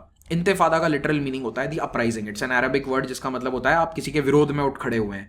इंतिफादा शुरू होता है 1987 में, जब गाजा और वेस्ट बैंक को इजरायली कंट्रोल में गए हुए 20 साल हो चुके थे और पैलेस्टीनियन लोगों को लगने लगा कि हमारे लिए अब कोई कुछ नहीं कर रहा है, the world is doing nothing for us, हमें खुद ही करना पड़ेगा। तो इन्होंने इंतिफादा शुरू किया। इंतिफादा का मतलब है एक तरह का सिविल डिसओबीडियंस था। तो शुरुआत में it was suppose to be like a civil disobedience, लेकिन इसके अंदर हिंसा होने लगी। याद रखना, अभी तक वेस्ट बैंक और गाजा में इतनी हिंसा नहीं होती थी, जितनी अभी होती है ना, उतना नहीं था। इनके पास इतने पैसे, रिसोर्सेज थे भी नहीं पैलेस्टीनियंस के पास। लेकिन अब 1987 आते आते 2 पीढ़ी नहीं आ चुकी है। 1947 के बाद अगर आप 20 साल से एक पीढ़ी मानते हो, तो 2 new generations have been brought up in kind of an apartheid system. ये एक तरह से गुलामी में पले बड़े 2 जनरेशंस हैं। ये काफी गुस्सा थे, नाराज थे कि हमारे लिए कोई कुछ कर नहीं रहा, तो हम ही वो करते हैं, सिविल डिसोबीडियंस करते हैं। धीरे धीरे ये हिंसा हो जाती है यहाँ पर। और 5 साल जब इंतिफादा चलता है तो उसमें 150 इजरायली और 1900 पैलेस्टीनियंस मारे गए। तो 150 इजरायली कैसे मारे गए? कभी इनके ऊपर कोई चाकू से हमला हो रहा है, कभी छोटे मोटे बम फेंके जा रहे हैं। ये सब घटनाएं इजराइल के अंदर होने लगी। उसके पहले इजराइल के शहर रिलेटिवली थोड़े पीसफुल थे, लेकिन इंतिफादा ने सब कुछ बदल के रख दिया। फिर 1988 में पीएलओ ने कहा कि हम पैलेस्टाइन देश की घोषणा कर रहे हैं, वी आर अ कंट्री। तो चाहे आप हमें रिकॉग्नाइज ना करो, दुनिया ना करे, but we say that we are a country. और 1988 में कई देशों ने पैलेस्टाइन को रिकॉग्नाइज भी कर दिया कि हाँ, हम मानते हैं कि आप एक देश हो। अब याद रखना, बहुत इंपॉर्टेंट है, इजराइल अभी तक नहीं मानता था, 93 तक नहीं मानता था कि पैलेस्टाइन नाम का कोई देश बन सकता है। इसे by the way 2 state solution कहा जाता है कि भैया 2 देश होंगे, एक इजराइल एक पैलेस्टाइन, जो ओरिजिनली 1947 में होने वाला था। इजराइल ने उसके बाद से वो मानना बंद कर दिया। इजराइल कहता है कि कोई देश वेश नहीं बन रहा, पैलेस्टाइन तुम्हें रहना है तो इजराइल के अंदर रह लो, जैसे हम रख रहे हैं वैसे रह लो, ठीक है। तो 93 तक इजराइल का यही मानना था। दूसरी ओर पैलेस्टीनियंस बिल्कुल नहीं मानते थे कि Israel has a right to exist. इनका मानना था कि इजराइल नाम का कोई देश 47 के पहले एग्जिस्ट करता नहीं था, तुम तो बाहर से आकर यहां पर रह रहे हो, हमने तुमको रहने की जगह दी, तुम्हें देश बनाने का कोई हक नहीं था। तो दोनों एक दूसरे को कहते थे कि तुम्हारा देश बन ही नहीं सकता, लेकिन एक्चुअली में पावर इजराइल के पास थी। तो उसी पावर इम्बैलेंस के खिलाफ ये इंतिफादा शुरू होता है और इस इंतिफादा के अंदर बड़े स्तर पर हिंसा होती है। और इसी समय 1980s में हमास थोड़ा बड़ा संगठन बनता है। हमास की स्थापना ही 1988 में हुई थी। It was more nationalistic and more extremist. क्यों एक्सट्रीमिस्ट था? क्योंकि 1990 आते आते पीएलओ और फतह, जो यासिर अराफात वाला दल था, ये बातचीत कर रहे थे इजराइल के साथ। और कई सालों की बातचीत के बाद फाइनली 93 में एक बड़ा समझौता होता है, दुनिया के सामने आता है, उसे कहते हैं ऑस्लो अकॉर्ड्स। ऑस्लो नाम क्यों है? क्योंकि नॉर्वे इसमें मध्यस्थ था। तो तो ऑस्लो नॉर्वे का कैपिटल है, इसीलिए इसको ऑस्लो अकॉर्ड कहा जाता है। हालांकि फाइनल सिग्नेचर वगैरह सब कुछ वॉशिंगटन डीसी में हुए थे। तो ये राष्ट्रपति तत्कालीन अमेरिकी राष्ट्रपति बिल क्लिंटन है, ये उस समय के इजराइल के राष्ट्रपति हैं yitzhak rabin, और ये हैं यासिर अराफात जो पीएलओ के लीडर थे। पहली बार 50 साल में 45 सालों में इजराइल ने ये बात मानी कि हाँ, पैलेस्टीनियंस को अपना देश या अपनी कुछ अथॉरिटी बनाने का अधिकार है। पूरा देश बनाने का नहीं, लेकिन हाँ कुछ सेल्फ रूल का उन्हें अधिकार है। और हम ये रिकॉग्नाइज करते हैं कि पीएलओ ये पैलेस्टीनियंस का एकमात्र रिप्रेजेंटेटिव है जो इन्हें रिप्रेजेंट करता है। और इस समझौते में ये बात मानी पैलेस्टीनियंस ने भी कि हाँ, Israel as a country can exist. तो पहले ये लोग भी नहीं मानते थे कि इजराइल एग्जिस्ट कर सकता है, इन्होंने भी ये बात मानी, दोनों ने हाथ मिलाया और कहा कि हाँ, आपका देश रह सकता है, इजराइल कैन एग्जिस्ट, साथ साथ में हम भी एग्जिस्ट करेंगे। इजराइल ने भी ये बात मानी कि अल्टीमेटली हम ओके हैं इस बात को लेकर कि आप अपना देश बना लो। कैसे, कब, कितना एरिया होगा ये अभी रुक जाओ, 5-6 साल बाद इस पे बात करेंगे कि कितना एरिया आपको मिलना चाहिए, कितना आपके पास पावर होना चाहिए। पर फिलहाल के लिए भी एक्सेप्ट कि पीएलओ यानी कि पैलेस्टीनियन लिबरेशन ऑर्गेनाइजेशन ये आपकी सोल रिप्रेजेंटेशन है। क्योंकि देखो, पैलेस्टीन के अंदर भी बहुत सारे छोटे मोटे संगठन थे जैसे हमास वगैरह, ये भी कह रहे थे कि हम रिप्रेजेंट करते हैं। यूएस और इजराइल दोनों ने मना कर दिया कि आप सब रिप्रेजेंट नहीं करते, only PLO Yasser Arafat represent करते हैं पैलेस्टीनियंस को, पूरी दुनिया के जितने भी पैलेस्टीनियंस हैं। और पीएलओ को हम बना रहे हैं आज से पैलेस्टीनियन अथॉरिटी, जिसे हम कहेंगे पीए। तो ये पीए पैलेस्टीनियन अथॉरिटी सेल्फ रूल लेकर आएगी। कहां पर? गाजा और वेस्ट बैंक में। यहां पर इजराइल अपना कंट्रोल थोड़ा कम करेगा और हम अपना कंट्रोल धीरे धीरे पैलेस्टीनियन अथॉरिटी को ट्रांसफर करेंगे। आप अपने सेल्फ गवर्नेंस चलाओ, लोकल रूल, लोकल म्यूनिसिपैलिटीज, ये सब कुछ आपके कंट्रोल में रहेगा। ऐसा नहीं है कि हम अपनी आर्मी पूरी पुल आउट कर रहे हैं, नहीं, धीरे धीरे इन्होंने करी। कुछ एरिया से बताता हूं कौन से एरिया, पर सभी जगह से नहीं होगा। तो प्लान बड़ा कॉम्प्लेक्स था कि 3 तरह के एरिया होंगे, ए, बी एंड सी। ठीक है, ये वेस्ट बैंक का नक्शा है बाय द वे। तो एरिया ए वो होगा जिसके अंदर पूरा कंट्रोल पैलेस्टीनियन अथॉरिटी के पास है, यानी कि अरब्स के पास जाएगा, सिविल, सिक्योरिटी, पुलिस वुलिस सब उनकी होगी। एरिया बी के अंदर सिविल कंट्रोल पैलेस्टीन के पास है, लेकिन सिक्योरिटी कंट्रोल अभी भी इजराइल और पैलेस्टाइन दोनों के पास है। और एरिया सी वो है जहां पर पूरी तरह से इजराइल का कंट्रोल रहेगा। और अगर आप मैप में देखोगे तो ज्यादातर जो ब्लू शेडेड एरिया है वो एरिया सी है, and A and B is brown colour. तो ऑलमोस्ट 55 या 60% एरिया सी है। ठीक है, हालांकि उन्होंने 2-4% एरिया ए और बी बढ़ा दिया बाद में, बट आज भी most of the area comes under area C. तो वेस्ट बैंक में 100% पावर इनके पास नहीं गई, लेकिन फिर भी कुछ शुरुआत है, थोड़ी तो गई, 40% तो गई। कुछ एरिया ए और बी में तो इनका सिविल कंट्रोल आया, कुछ में तो इनका पुलिसिंग वगैरह इनको दी गई, हालांकि उनकी ज्यादा इफेक्टिव नहीं है। आज भी इजराइल पूरा अपना सिक्योरिटी कंट्रोल बनाकर रखता है। प्लान ये था कि धीरे धीरे एरिया सी को खत्म कर देंगे और सब कुछ एरिया और ए और बी में ट्रांसफर हो जाएगा over a period of 5 years, लेकिन ये हुआ नहीं। ठीक है, तो 5 साल बाद उनकी एक और डील होनी थी, लेकिन वो डील साइन नहीं हो पाई। अच्छा, तो ये Oslo accords by the way 2 जगह ट्रीटी साइन हुई थी। ऑस्लो अकॉर्ड्स 1 93 में वॉशिंगटन में साइन हुए थे, ऑस्लो अकॉर्ड्स 2 तबा नाम की एक जगह है इजिप्ट में, वहां पर साइन हुए थे। बट जनरली ये वॉशिंगटन वाला ही ज्यादा फेमस है। टेक्निकली ये जो 95 वाला एग्रीमेंट है, इसके अंदर ये ABC वाला पूरा फॉर्मूला बताया गया था। कहने का मतलब यह है कि पहली बार 50 साल में पैलेस्टीनियंस के पास फाइनली थोड़ा बहुत सेल्फ रूल आया। फाइनली उनके पास ये पावर आई कि वो अपनी गवर्नेंस खुद कर सकें। अभी तक पूरा कंट्रोल इजराइल का हुआ करता था, लेकिन पैलेस्टाइन काफी पिछड़ चुका था, काफी गरीब था, इजराइल डेवलपमेंट कर रहा था, काफी तरक्की कर रहा था, and West Bank needed a lot of development. Oslo accords के तुरंत बाद जॉर्डन भी इनके साथ बातचीत कर लेता है। वैसे अनऑफिशियली दोनों के बीच में कोई लड़ाई नहीं थी 1967 के बाद से, लेकिन फिर भी जॉर्डन 94 में फाइनली पीस ट्रीटी साइन करके it becomes the second Arab country that recognises Israel. तो देखो, अब इजराइल का ये वाला बॉर्डर भी डॉटेड लाइन नहीं रहेगा, it will become a solid line. ये कहते हैं कि हाँ भैया, हमारा बॉर्डर अब सिक्योर है, वेस्ट बैंक पे हमारा कोई क्लेम नहीं है, वेस्ट बैंक आपका है और आपका भी नहीं है, किसका है? पैलेस्टीनियन अथॉरिटी का। तो जॉर्डन ओके हो गया ना कि आपने पैलेस्टीनियंस को कुछ तो दे दिया, we are okay with it. तो दोनों ने बॉर्डर समझौता किया, वाटर शेयरिंग एग्रीमेंट साइन किए, and Jordan became the second country. अब पिछले 3 सालों से आपको पता है कि अब्राहम अकॉर्ड साइन हो रहे हैं, तो कई और अरब कंट्रीज ने इजराइल को रिकॉग्निशन दे दी है, जैसे यूएई, मोरक्को एटसेट्रा। लेकिन दूसरे 2 पड़ोसियों का क्या? लेबनान और सीरिया, ये आज दिन तक इजराइल के साथ कोई शांति समझौता नहीं कर पाए हैं और इनका बॉर्डर अभी भी कंटेस्टेड है। हालांकि बॉर्डर वही है, कहीं मूव नहीं किया है। 67 में जो बॉर्डर बन गया था ये वाला, वही चल रहा है। गोलन हाइट्स आज भी सीरिया का ओरिजिनल इलाका था, इजराइल के कब्जे में है, इसको इजराइल लेकर बैठा है। भविष्य में कभी अगर कोई शांति समझौता हुआ तो यही होगा कि इजराइल कहेगा चलो ठीक है, गोलन ले लो, बदले में हमें रिकॉग्नाइज कर लो या बदले में हमें कुछ और दे दो। तो इजराइल की सीरिया और लेबनान के साथ आज भी प्रॉब्लम्स हैं। That is why they keep on bombarding Lebanon और they keep on bombarding the Damascus airport. तो ऑस्लो अकॉर्ड के बाद इंतिफादा खत्म हो गया, 5 साल बाद एक और समझौता होना था, तो 2000 में, सन 2000 में कैंप डेविड में फिर से बातचीत शुरू होती है, लेकिन इस बार बातचीत खत्म हो गई, ब्रेक डाउन हो गया, कोई समझौता नहीं हो पाया। Camp David 2 talks failed. जैसे ही ये बातचीत खत्म होती है या भंग हो जाती है, उसके बाद सेकंड इंतिफादा शुरू हो जाता है। अब इस सेकंड इंतिफादा में हमास का रोल बहुत ज्यादा था।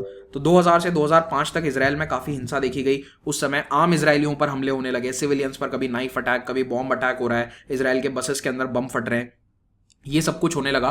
और आप देखोगे कि फर्स्ट और सेकंड इंतिफादा में हिंसा काफी बढ़ गई है। सेकंड में यहाँ पर 1000 इजरायली जूस की जान जाती है, 3200 पैलेस्टीनियंस मारे गए सिक्योरिटी फोर्सेस के द्वारा, कई सारी बसेस पर हमले होते हैं और टेररिस्ट अटैक बहुत होते हैं इसराइल में इस दौरान। इसराइल अब परेशान हो गया कि एक तरफ तो हमने वेस्ट बैंक और गाजा के लोगों को सेल्फ रूल दे दिया है, लेकिन ये लोग अब हम पे ही हमला कर रहे हैं। And since they don't have an army, तो ये आतंकवाद का सहारा लेकर या फिर क्या कर रहे हैं, हिंसा का सहारा लेकर हम पर सिविलियंस को टारगेट कर रहे हैं। तो इसे हम कहते हैं एक तरह का एसिमेट्रिकल वॉरफेयर। ये एसिमेट्रिकल वॉरफेयर है कि कोई आमने सामने की सीधी लड़ाई नहीं है सैनिकों के बीच में, क्योंकि उस लड़ाई में तो गाजा वाले या वेस्ट बैंक वाले कहीं टिक ही नहीं सकते, पैलेस्टीनियंस के पास आर्मी नहीं है ना। तो इसीलिए वो किसका सहारा ले रहे हैं, हिंसा का। अब यासिर अराफात और पीएलओ जो है वो इस समय तक क्योंकि पावर में आ चुके हैं, तो वो अपने ही लोगों से कह रहे हैं कि भैया हिंसा मत करो, और इनके लोग कह रहे हैं कि तुम तो बिक गए हो, ये तो बिक गई है गवर्नमेंट। तो यासिर अराफात की डेथ होती है 2004 में। उस समय तक उन पर ये हमास और जो दूसरे संगठन हैं जो थोड़े एक्सट्रीमिस्ट हैं, वो कहते हैं कि देखो ये पीएलओ वाले तो बिक गए हैं, इन्होंने इसराइल के साथ हाथ मिला लिया, इनको सत्ता मिल गई तो ये शांत बैठ गए, ये हम पैलेस्टीनियंस के कॉज को भूल चुके हैं। 10 साल से ये लोग बिल्कुल चुपचाप बैठे हैं। पहले एक समय में 60s और 70s में ये भी हिंसा किया करते थे, लेकिन अब इन्होंने हिंसा त्याग दी और अब हमें ज्ञान दे रहे हैं कि आप हिंसा मत करो। तो 2004 में जब यासिर अराफात की डेथ होती है, उसके बाद से फतह और पीएलओ की पकड़ थोड़ी सी कम हो गई और हमास जैसे संगठन ज्यादा पॉपुलर हो जाते हैं। 2005 में एक चुनाव होते हैं, ये चुनाव भी इस कैंप डेविड समझौते के तहत ही होने थे। तो जब चुनाव हुए पैलेस्टीन में, ठीक है, पैलेस्टीन में जो वेस्ट बैंक और ये वाली टेरिटरी है, दोनों में चुनाव हुए, उसमें हमास जीत गया। हमास ने अपनी पॉलिटिकल पार्टी बनाई और वो चुनाव के अंदर मेजोरिटी ले आते हैं। इस बात से फतह काफी नाराज हो गया, जो यासिर अराफात वाली पार्टी थी, उसके अब लीडर थे महमूद अब्बास। और फतह और हमास के बीच में 2006 और 2007 में एक लड़ाई होती है, लिटरली लड़ाई होती है, और दोनों एक दूसरे के लोगों को काफी मारते हैं। तो इनके आपस में भी एक लड़ाई हो गई। तो इंतफादा खत्म होता है 2005 में। इस इंतफादा के बाद में इसराइल के अंदर एक बहुत बड़ा चेंज आ गया। इसराइल को समझ में आया कि अब हम इस प्रॉब्लम को शायद 100% सॉल्व नहीं कर सकते, maybe it will take 40-50 years, क्योंकि 93 में ऐसा लगने लगा था कि शायद 2 स्टेट सॉल्यूशन आ जाएगा, 5-6 साल के अंदर अंदर इसराइल पैलेस्टाइन 2 अलग देश बन जाएंगे और शांति आ जाएगी, there will be no more violence. लेकिन अब इसराइल को लगा 2005 के बाद कि ऐसे तो देखो शांति आएगी नहीं, और अगर हमने पड़ोस में अपने पैलेस्टाइन देश बनने दिया तो हमारी सिक्योरिटी पे हमेशा खतरा रहेगा, ये देश हमेशा हम पर हमला करने की सोच सकता है। So now we need a rethink. तो they shifted their politics towards right. तो उसके बाद हम देखते हैं बेंजामिन नेतन्याहू की पार्टी पावर में आ जाती है। तो नेतन्याहू जो है वो थोड़े राइट विंग नेता हैं, और भी कई सारे जो राइट विंग के इजरायली लीडर्स हैं वो ज्यादा पावर में आने लग जाते हैं। और इजरायली सिक्योरिटी एस्टैब्लिशमेंट अब ये कहता है कि हमें इस कॉन्फ्लिक्ट को मैनेज करना है, इसे सॉल्व नहीं करना है। ये सॉल्व नहीं होगी 50-100 साल तक, तो भी हमें इसको मैनेज करना सीखना है। तो अब भैया आयरन डोम लगाओ कि जो गाजा से रॉकेट आ रहा है उसको रोकने के लिए हमें आयरन डोम लगाना है। हमें ये नहीं देखना कि कैसे गाजा के लोगों की प्रॉब्लम को सॉल्व करना है, हमें बस मैनेज करना है चीजों को। तो पिछले 15-17 सालों से फोकस मैनेज करने पर ज्यादा है। अच्छा, गाजा इनके कंट्रोल में है सिंस 1967, याद है ना आपको। तो ये 2005 में गाजा से बिल्कुल बाहर आ जाते हैं। अब ये इतना क्लियर नहीं है कि इन्होंने क्यों छोड़ा, पर most of the popular reasons जो बताए गए वो यही थे कि गाजा एक बहुत ही तेजी से बढ़ता हुआ डेंसली पॉपुलेटेड पॉकेट है जहां पर बहुत सारे अरब्स रहते हैं, और इसराइल के लिए उसे कंट्रोल करना मुश्किल होता जा रहा था। तो या तो आप अरब्स को वोटिंग राइट्स दे दो, या तो उन्हें वोट देने का अधिकार दो, ऐसे में तो फिर इसराइल जूइश स्टेट नहीं रहेगा। तो इसीलिए ये लोग गाजा से पुल आउट कर जाते हैं 2005 में। ये कहते हैं कि गाजा हमने पूरी तरह से पीएलओ को दे दिया है, जबकि पीएलओ को पता था कि हमें नहीं मिलेगा, ये हमास वहां पर कब्जा कर लेगा। तो ये भी एक सोची समझी इनकी रणनीति थी इसराइल की कि हमें गाजा से बाहर निकलना है, we don't want to control this area, क्योंकि अगर यहाँ पर कुछ प्रॉब्लम हुई तो हम उसके लिए जिम्मेदार नहीं होंगे, क्योंकि हमास और फतह के बीच में प्रॉब्लम्स तब स्टार्ट हो चुकी थी। This was in 2005। तो इसराइल पूरी तरह से बाहर आ जाता है। याद रखना, वेस्ट बैंक से बाहर नहीं आया है। कौन से इलाके से बाहर आए? गाजा। यहाँ से इसराइल ने अपनी मिलिट्री, पुलिस, अपने लोग, कुछ इनके 10-20 हज़ार लोग भी यहाँ पर रहते थे, सबको बाहर बुला लिया, लेकिन वेस्ट बैंक में नहीं बुलाया। वेस्ट बैंक में अभी भी इसराइल का पूरा अच्छा सा कंट्रोल बना हुआ है, okay, but they withdrew from Gaza. और उसके बाद हमास यहाँ पर पूरी तरह से अपना कब्जा जमा लेता है।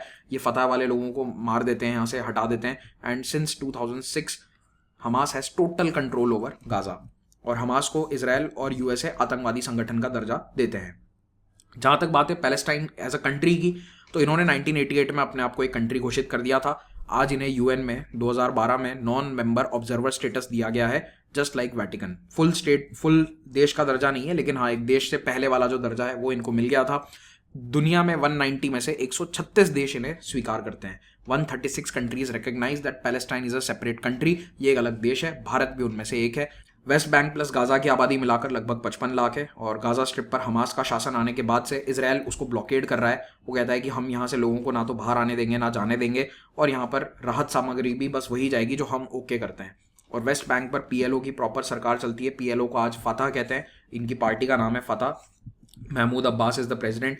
उनका कैपिटल है रामल्ला। रामल्ला से ये लोग अपनी सरकार चलाते हैं। This is the new capital of Palestine. हालांकि क्लेम करते हैं कि जेरूसलम हमारा है, लेकिन अभी फिलहाल के लिए टेम्परेरी ये लोग रामल्ला से सरकार चलाते हैं।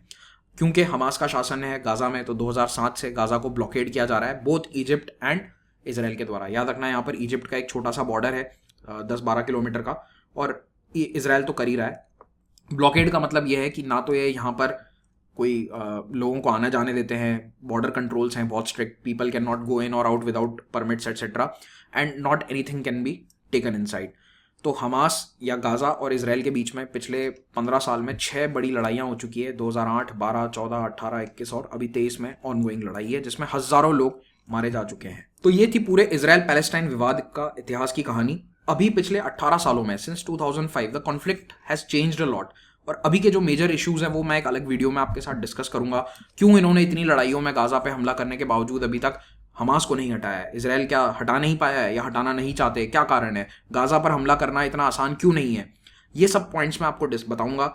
अभी जो मेजर इश्यूज हैं पिछले 18 साल से या 20 साल से इसराइल पैलेस्टाइन के बीच में, उनको डिस्कस करेंगे एक अलग वीडियो में। So this was more of a historical context, जहां पर मैंने कहानी एक तरह से 2007 पे खत्म कर दी है। अब आगे की कहानी एक अलग वीडियो में आपको मैं बताऊंगा, because that will be more of a current affairs और करंट कंटेक्स्ट वीडियो। उसमें अभी के जियो पॉलिटिकल इशूज होंगे। अभी भी देखो बहुत सारी चीजें मैंने डिस्कस नहीं करी है, जैसे 2006 में एक लड़ाई हुई थी इनकी लेबनान के साथ। ये सब अब इतना इंपॉर्टेंट अभी के लिए नहीं है, क्योंकि सब डिस्कस करने बैठ गए तो फिर 5-6 घंटे का वीडियो बन जाएगा। अगर आपको ये वीडियो अच्छा लगा तो इसे शेयर जरूर करें, चैनल को सब्सक्राइब करें, क्योंकि अभी एक नया चैनल है। आई वांट कि आप ज़्यादा से ज़्यादा इसे अपने दोस्तों तक फैलाएं। Thank you so much for watching this. Have a great day.